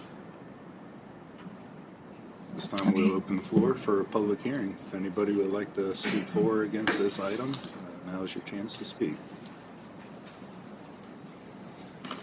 Seeing no one move, I will close the floor for a public hearing. I would like to entertain a motion to postpone this for a vote until next week, until Commissioner Daggers can be a part as well. So move, Mr. Chairman. Second. Motion is second to postpone this. Proposed zoning change, Plan 25030001, until our next meeting, our work session, and please note that action may be taken on this item. Thank you. This time, we will have a public hearing from Harnett Horizons 2040 Comprehensive Development Plan with Stewart Engineering. Thank you, sir. I know it's been a long night. I want to make a few comments, and then I'll bring up our consultant who will go through the final presentation for the comprehensive growth plan. I just want to take a few minutes and just again thank this board, thank our leadership, the citizens of the county who came to numerous meetings, and our staff, especially Sarah, who was the lead on this as our long-range planner, and just say that these types of plans and this process is exactly what the county needed at the time that it came about. And we've been doing this now about 12, moving on 15 months. It's to get it to the finish line or get us to where we're at tonight. But with the amount of growth that we're seeing in the county and the growing pains that come along with growth, it's good to go through this process to let the citizens know that we are putting thought behind this and that we do care, and to also hear their concerns and try to find remedies for that and let them know that you as a board and us as a planning staff, that we're doing things that will help us move Harnett County into the future like we hope to see it go. So I just want to, like I said, I know it's been a long night, so I don't want to sit up here forever. I want to introduce Stewart Engineering. I should know, Jesus Christ, Jake Petrowski, who I've been dealing with for not only this year, but the last time we had this plan. But I apologize, Jake. But Jake's been our lead consultant. He worked with the group last time for this plan, and he was around it and has done it this plan. So I'll turn it over to him, and we'll have our public hearing. And if the board's comfortable, we'll vote. If not, we'll move it to the next time. Thank you. No problem. Good evening. Thanks for having me.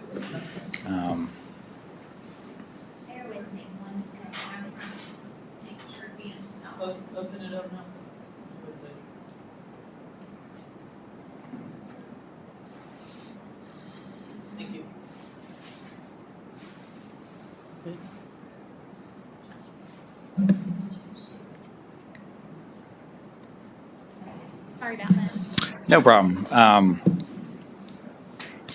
It's hard to talk about everything that went into this plan. I'm going to do the best I can, give you some highlights. But it was a good process, and I think one of the things that I want to convey is some of the important parts. So where are we to begin with? We've had a draft plan for review since December. Planning Board recommended adoption earlier this month. What's next is you all to discuss and adopt the plan either as it is or with amendments now or later.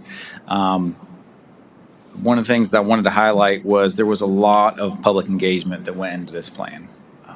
Multiple public open houses, stakeholder meetings, updates to the Planning Board and commissioners, community events, and in a survey that garnered almost 1,800 responses, and that's the most responses that any survey in this county has gotten.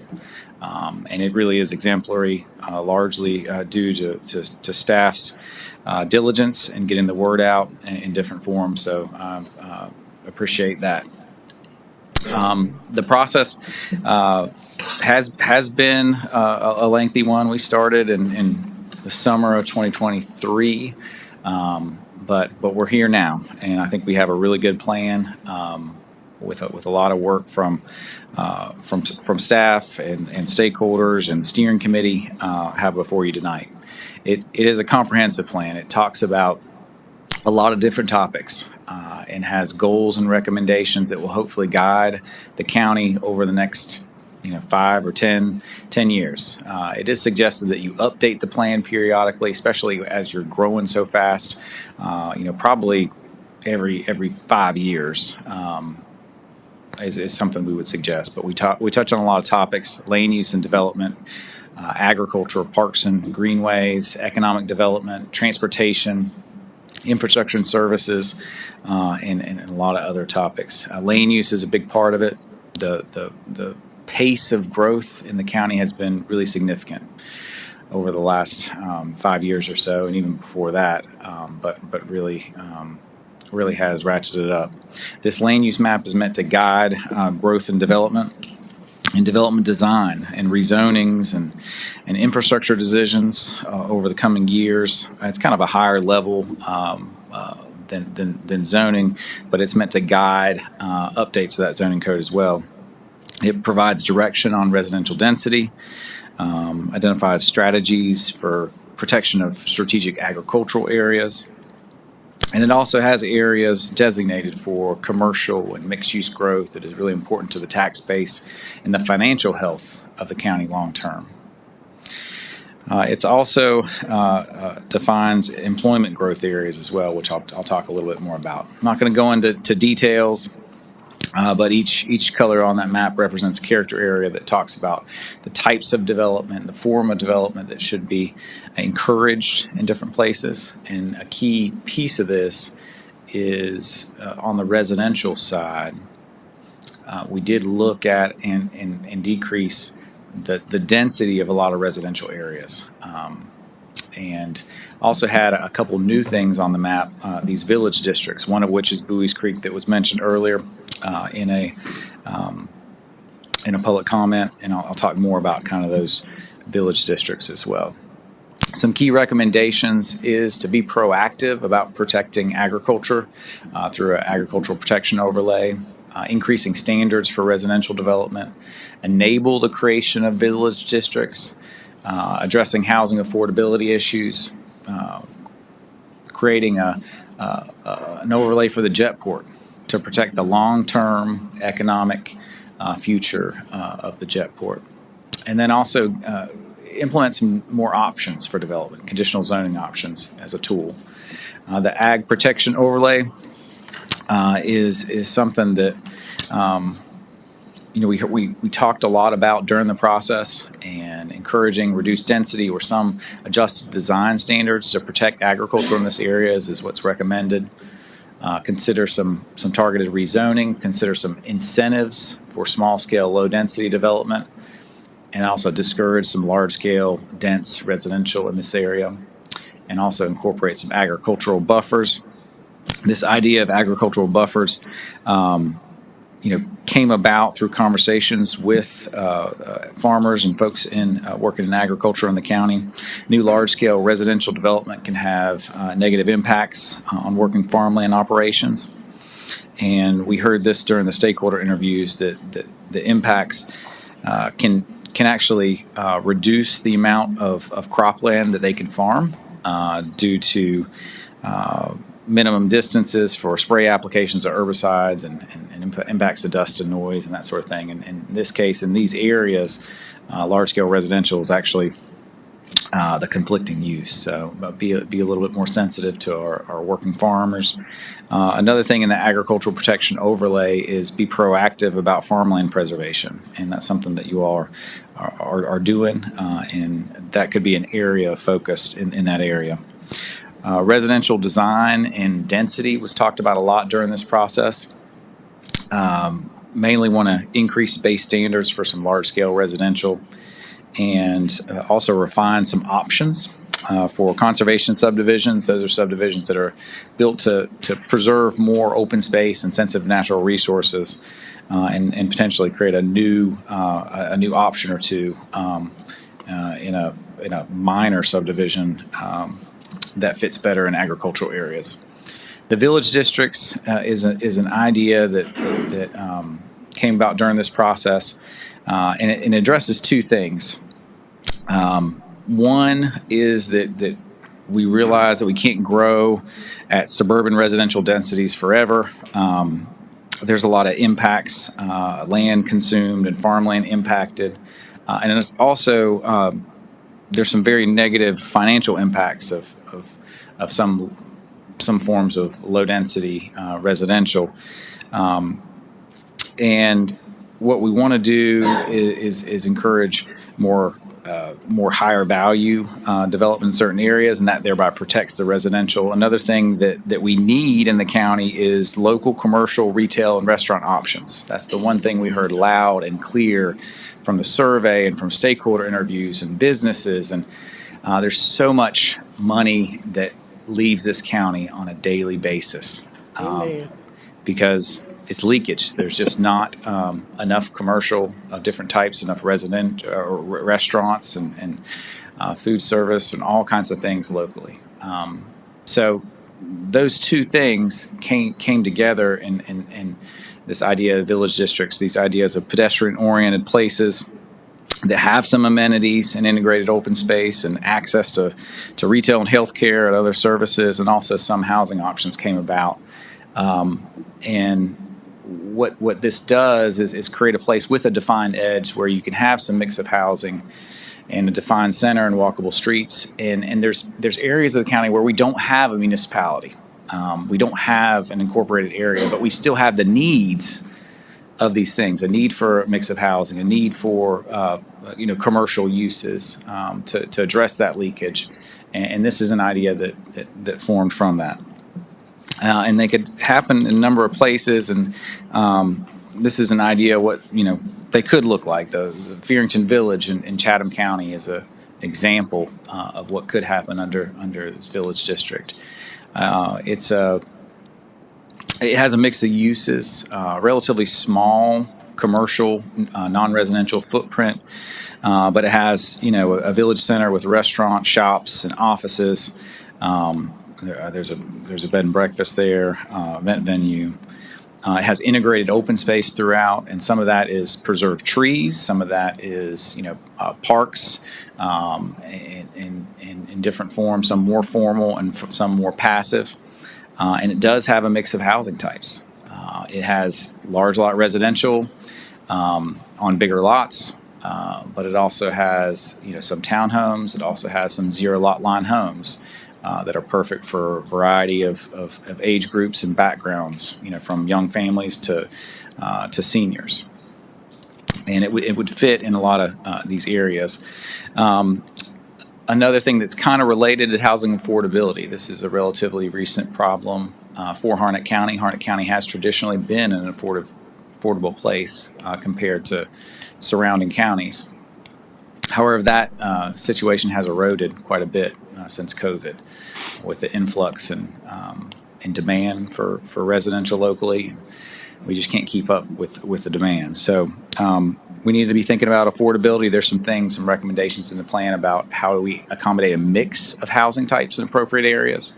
So varying lot sizes, allowing some smaller lots or attached product as part of conservation subdivisions or in these new village districts. Encouraging preservation and construction of affordable and workforce housing. That's not necessarily all up to the county. This is an issue that is a regional issue, and it is also an issue in all the municipalities within the county. Some of the best places for affordable workforce housing might be near a municipality or in a municipality, but you can still partner with them to facilitate that. You all do a lot to already support development in municipalities through water and sewer and those sorts of things. Preventing and reducing homelessness came up during the stakeholder conversations, and it kind of surprised some of us. We didn't realize that homelessness was such a big issue locally. but it is, and there's some things that we can do to work with our partners to address that. There's also some proactive steps that the planning department has taken. They applied for and were selected to be part of Carolina Across 100, which is a program that helps local governments address affordability in a peer group and work through looking at barriers and things they can do, big things and small things. And you will likely be hearing more about that program over the coming next year because the county has begun participating in that. Transportation is something we heard a lot about. And you can see that the transportation element of this plan has a lot of recommendations. We had LJB, who is a transportation engineering firm, help us with this element of the plan. Continued emphasis on partnerships and planning at the regional level is important, but also there's some things that you can do locally. Enhanced transportation requirements for new development, traffic impact analysis, street and sidewalk standards. There's a lot of roadways that you've been asking a lot of. Our state highways in the county, a lot of them still 2-lane, and they need to be 3-lane. They need to have intersection improvements, that sort of thing, and that will come in time working with partners. But there's some things that we can do is how we design developments around them. Plan for a connected series of collector streets parallel to those roads so we can disperse traffic and keep some traffic off those roads is really something that is gonna help in the near term until we can do some of the intersection improvements and do some of the widenings that may be necessary. Driveway spacing and that sort of thing is important as well. Looking at parking standards. Parking, we want to right-size parking. We don't want people to have to build more than what they need in terms of parking. And a lot of the requirements for some uses need to be evaluated, make sure we're not over-parking things that can have a significant impact on a new business. Parking is not cheap, and we don't want someone to not open a business in Harnett County because we're requiring too much parking that they're not going to use. It also has other impacts like stormwater impacts that aren't ideal, and the parking lot is not the golden goose. It's not what we're getting tax dollars from. It's the building, it's the business, it's the activity that happens, and we want more of that and not a bunch of parking we're not using. Priority corridors and intersections are also noted. Greenway system is also noted as something that can be a real benefit to the county long term. The Jetport overlay is a recommendation on, there's a whole element on the Jetport. It's an opportunity for the county. If preserved and done right, a lot of economic development can happen in and around the Jetport, and we're already seeing it. So this is one way that we want to ensure continued operation of the Jetports and not necessarily plan for a lot of conflicting uses around it as landings become more frequent and more use occurs around the Jetport. We want to preserve the economic vitality of the Jetport long term. Of course, we have to wait and see what comes out of state law SB 382. That is a law that currently prevents legislative downzoning. It takes that power away from local governments, and this would be something that we would want to not allow uses that allow for congregation of people and that sort of thing, and then also a dense residential development in there, because that can cause problems in the long term and really hinder the ability of the Jetport to grow. So we got to be careful about balancing that. Economic development is talked about a lot in the plan. There's economic or employment growth areas identified. Those are like the purple areas on the map. And these areas that are really suitable for economic and industrial development, mostly located along major thoroughfares and in good locations and variety of uses that we want to see there. We don't want to see residential development take place in some of our best locations. So we really want to protect these areas. Some other key economic development recommendations, encouraging commercial recruitment. I mentioned that, and addressing that leakage. Also encouraging rural businesses. You are a rural county. Despite, a lot of growth in certain parts of the county, by and large, you're very rural.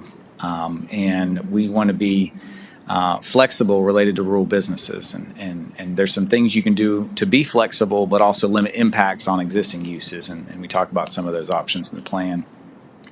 Site readiness is something that you all have taken really seriously over the last couple of years. Doing the due diligence on sites, making investments in infrastructure, and removing barriers to develop key sites. And that's something that we see as a continuing thing. And also kind of a non-traditional economic development. Outdoor recreation is something that you all have that a lot of other counties don't have. They don't have a state park and a Cape Fear River and other things that you all have. So taking advantage of that can be key to economic development long term. Conditional zoning is a tool we talk about a lot in the plan.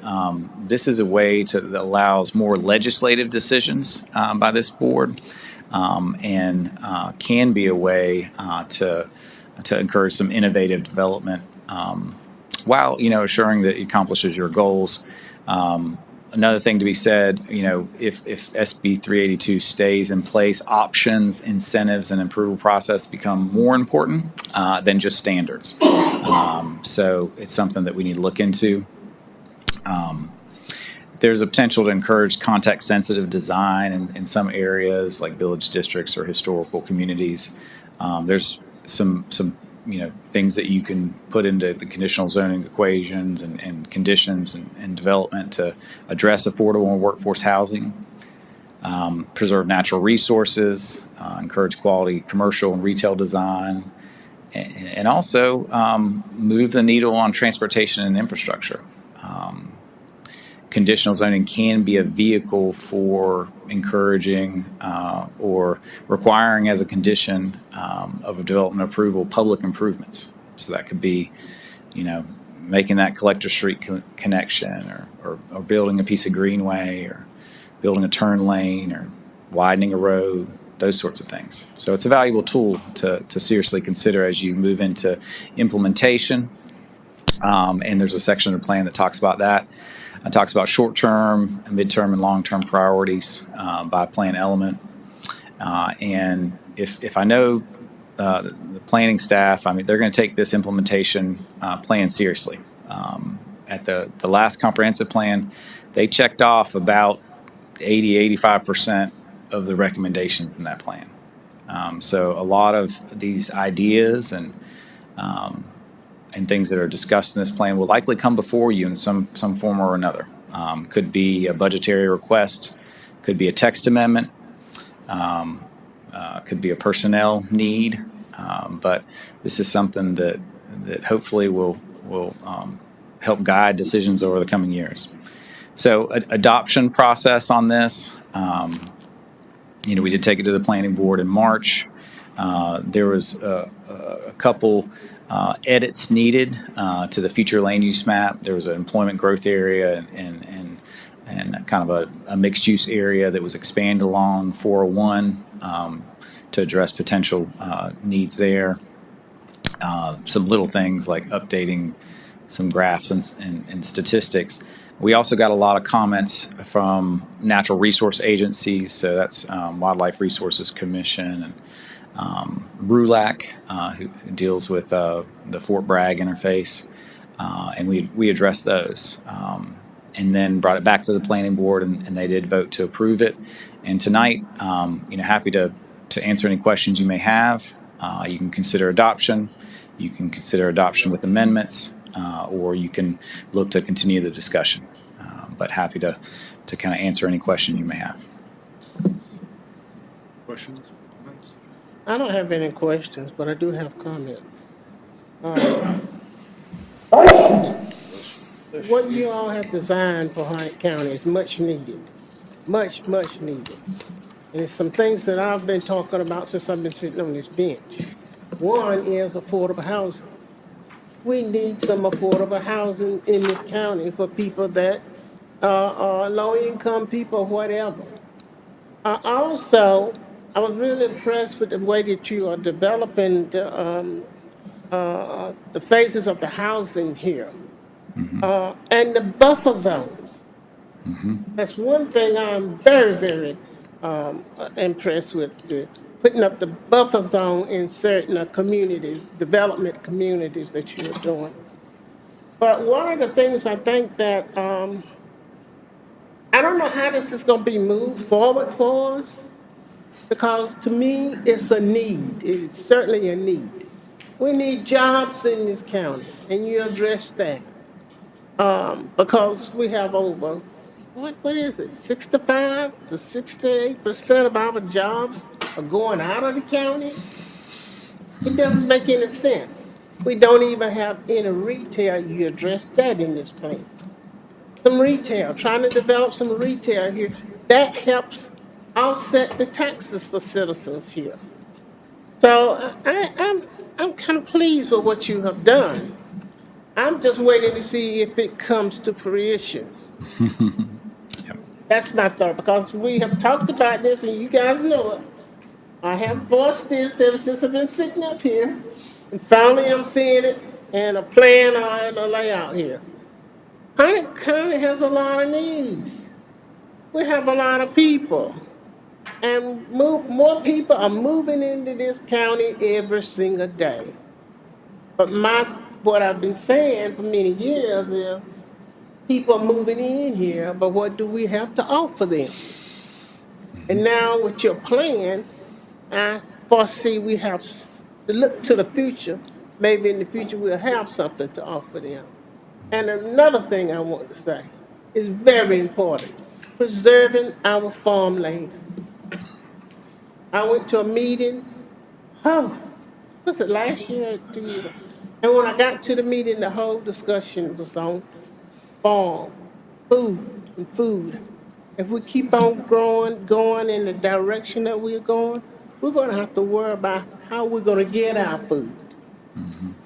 And it sure is not going to continue to come offshore.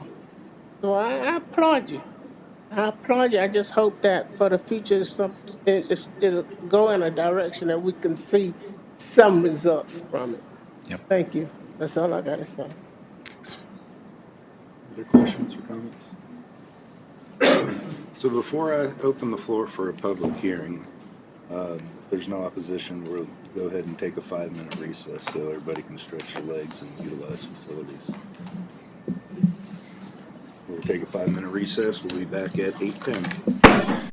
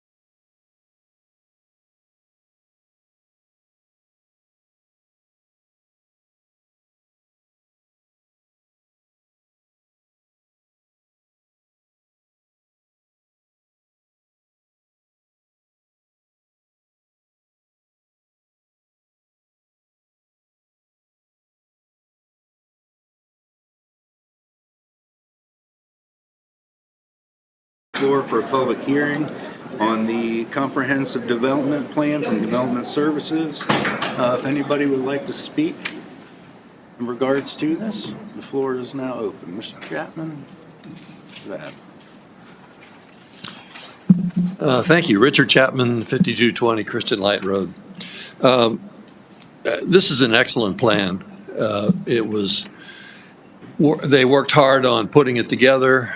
They analyzed a lot of information, and most importantly, they got a tremendous amount of public input to guide themselves along the way.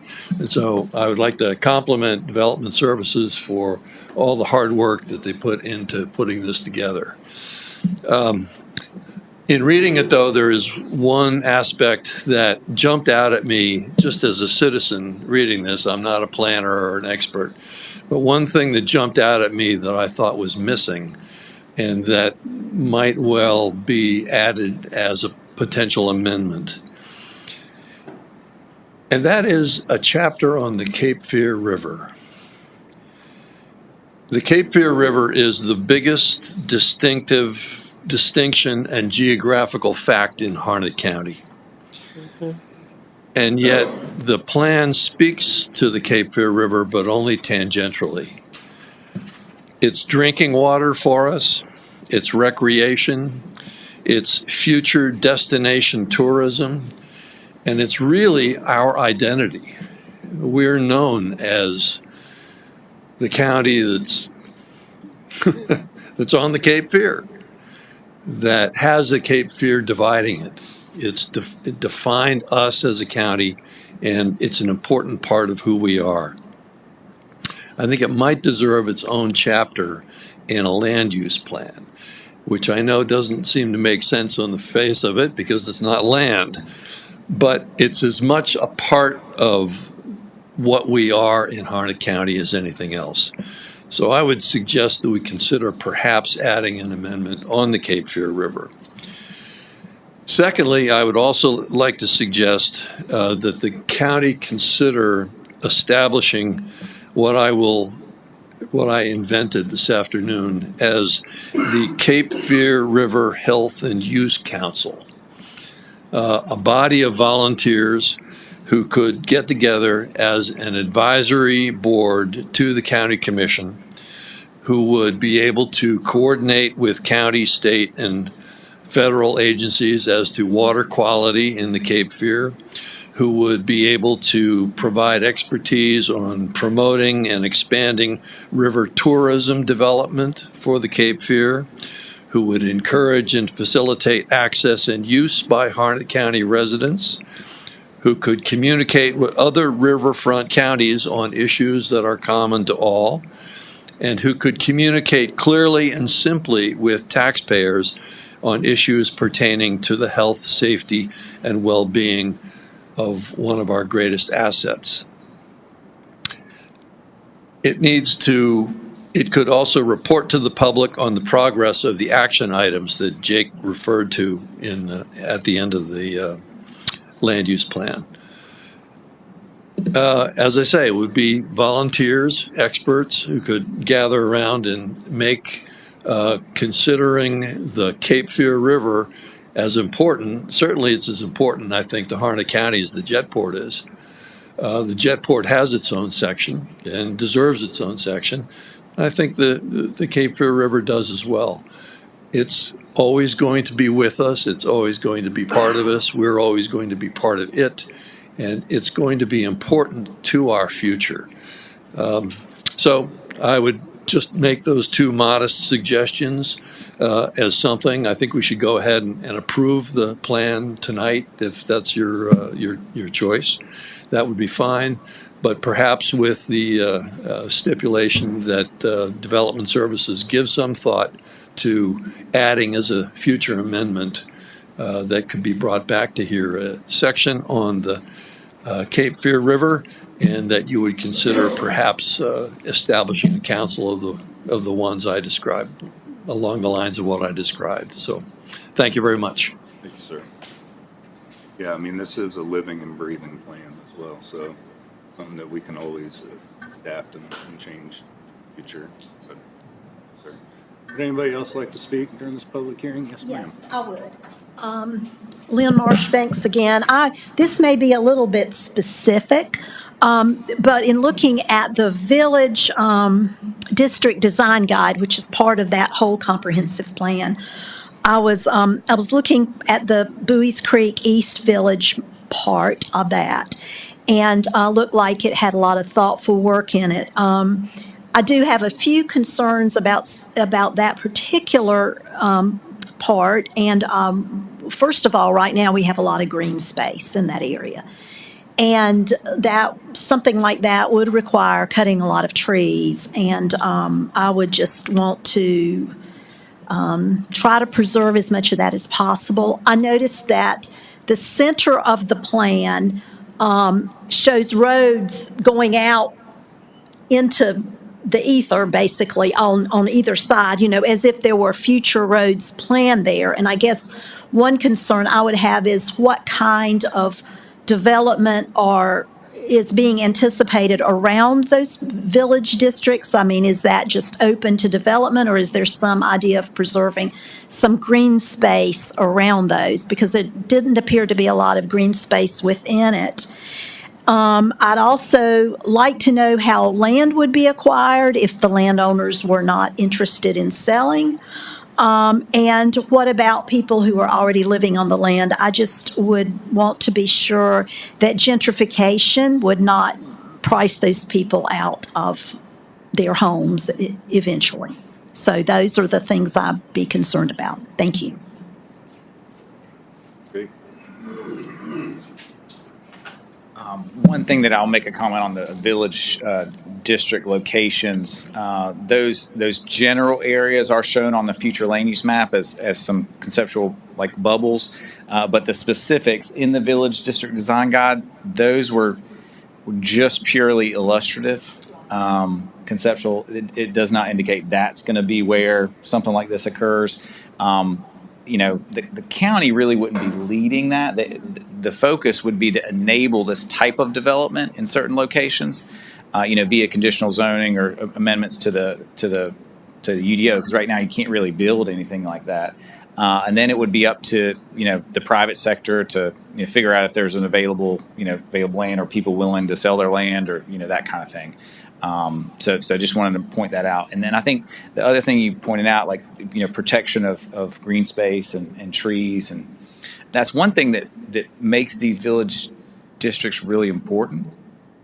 Because if you spread residential like butter across the entire Harnett County landscape, that is one way to accommodate growth that wants to be here. But if you define areas where you have slightly smaller lots or different mix of housing in a smaller place, you can keep some of those edges, defined edges of development, where you can have more forests and protect your floodplains and that sort of thing. So that's part of the idea, if it's done right. So thanks very much for that clarification. Yeah. Would anybody else like to speak for? Yes, ma'am.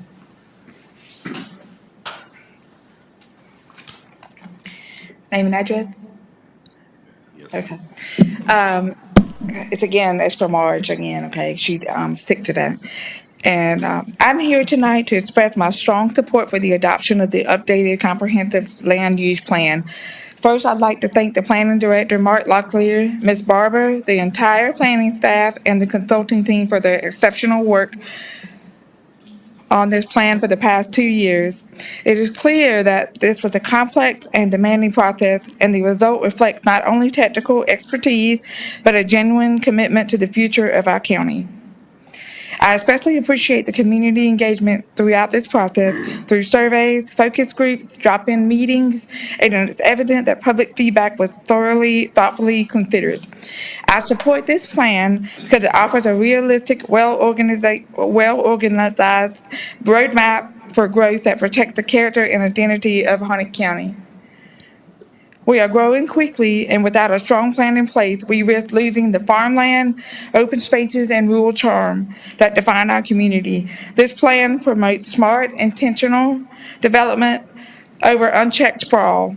It prioritizes the protection of farmland, the preservation of green space, and the responsible placement of new development through tools like agricultural overlays, an essential component for maintaining the viability of farming for future generations. However, if this plan is going to be successful, we need to ensure that it doesn't just sit on a shelf. I encourage this board to take steps to move this plan from guiding document to enforceable policy. This means aligning decisions with strategies outlined here, not as a suggestion, but as commitments. In particular, growth must be planned in coordination with school capacity, infrastructure improvements, and essential services. These cannot be afterthoughts. We need to be proactive in ensuring that our schools, roads, utilities, and emergency services can be kept on pace with the development. I also urge the county to improve coordination and communication with municipalities. Sorry, big word. Growth doesn't stop at town borders, and our planning efforts need to reflect that reality. Stronger collaboration between the county and local governments will ensure that we're all working toward the same goal and not duplicating efforts or missing opportunities. Finally, I must express concern about the recent state legislation that prohibits downzoning without property owner consent. This law significantly hampers the county's ability to implement key parts of this plan, especially those designed to protect agricultural land. It was passed with little regard for how it would affect local planning authority, and I encourage this board to continue advocating for its revision so we will not be left with strategies we can't legally carry out. Once again, thank you to Ms. Locklear, Ms. Barber, and the entire team for your dedication and professionalism throughout this process. I fully support the adoption of the comprehensive land use and encourage the board to move forward. Thank you. Thank you, ma'am. Would anybody else like to speak for this public hearing? Could I say something? Yes, ma'am. Mark, it won't be hard to include Cape Fear River because Cape Fear River has already been included in the National Geographic magazine. That is a true statement. We have something valuable there. Thank you. Anybody else? Seeing nobody move, I will now close the floor for public hearing. And would also encourage the board to hold this one off until Commissioner Jaggers, I know he would like to be a part of this vote as well tonight. Do I hear a motion? So moved, Mr. Chairman. Second. Motion to postpone this until next week during our work session. Action may be taken on it. Is there any further discussion? All those in favor, please say aye. Aye. Any opposed? Go ahead and postpone this for vote next week. Thank you. I voted for it, but I hope you take the same position if I'm not here. All right, thank you. Yes, ma'am. Okay, moving on, County Manager's Report, Mr. Trout. Thank you, Chairman. Just a few items tonight. Mentioned in my weekly report a couple of these, but I want to reiterate them tonight. Thursday, we did close on the bonds to fund the Flowerwoods Middle School, so now some funding is available for the school district to begin that project. Ask that you save the date of May 31st at 9 a.m. to be able to participate in the dedication of the Charters for Freedom site here in front of our RCL building.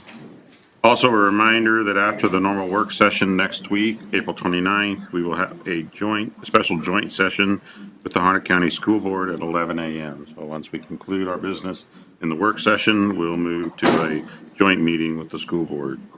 I also need a motion to approve the budget amendments as requested by the finance officer. So moved, Mr. Chairman. Second. A motion and second to approve the budget amendments as requested by the finance officer. Is there any further discussion? All those in favor, please say aye. Aye. Any opposed?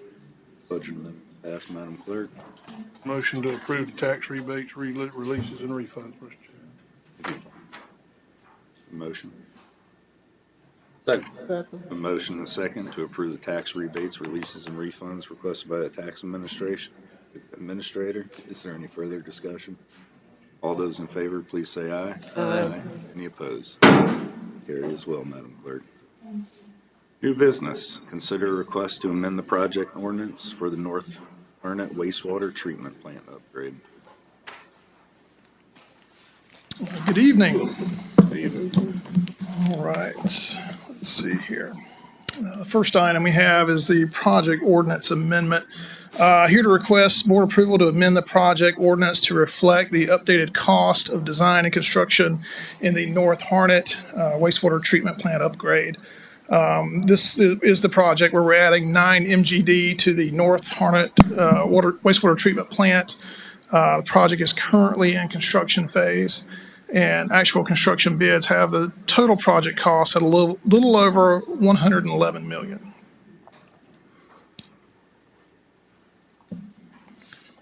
Do I hear a motion? Any questions or comments? Need a motion to approve this proposed budget. Project Yes, sir. ordinance. So moved, Mr. Chairman.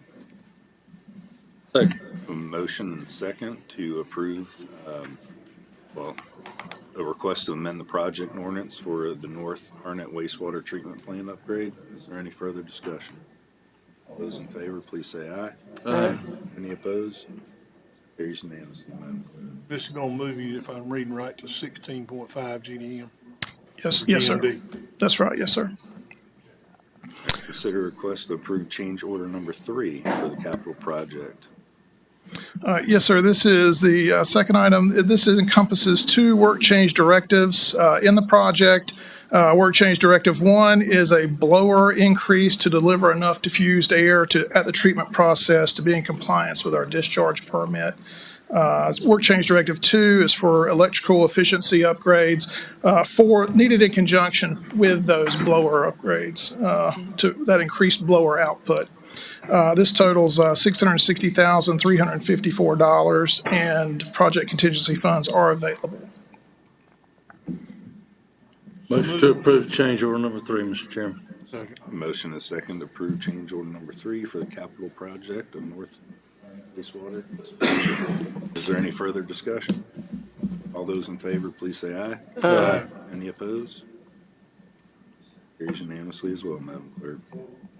Mr. Counsel, do we have a need for closed session? No, Mr. Chairman. Standing. I'll entertain a motion to Motion to adjourn. adjourn, Mr. Chairman. Thank you. Motion and second to adjourn. We are adjourned. Hold on, Miss Barbara.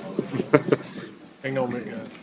At this time, we're going to reconvene as the governing body of the Northwest Water and Sewer District to consider assignment and dedication of utility easements. At this time, I will now call that meeting to order.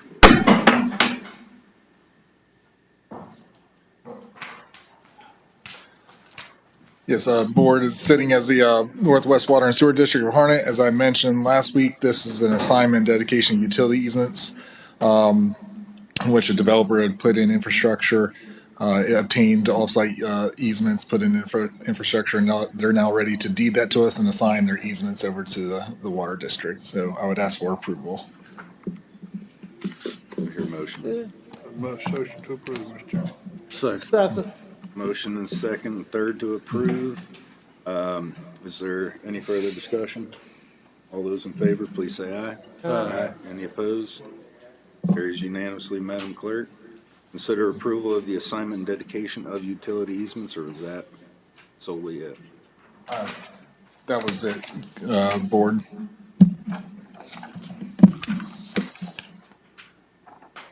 That was what we approved. That was We what- actually approved yes. the easements already. Sorry, it's the same thing. I'll entertain a motion to adjourn. So moved. Motion and a second to adjourn. We are adjourned.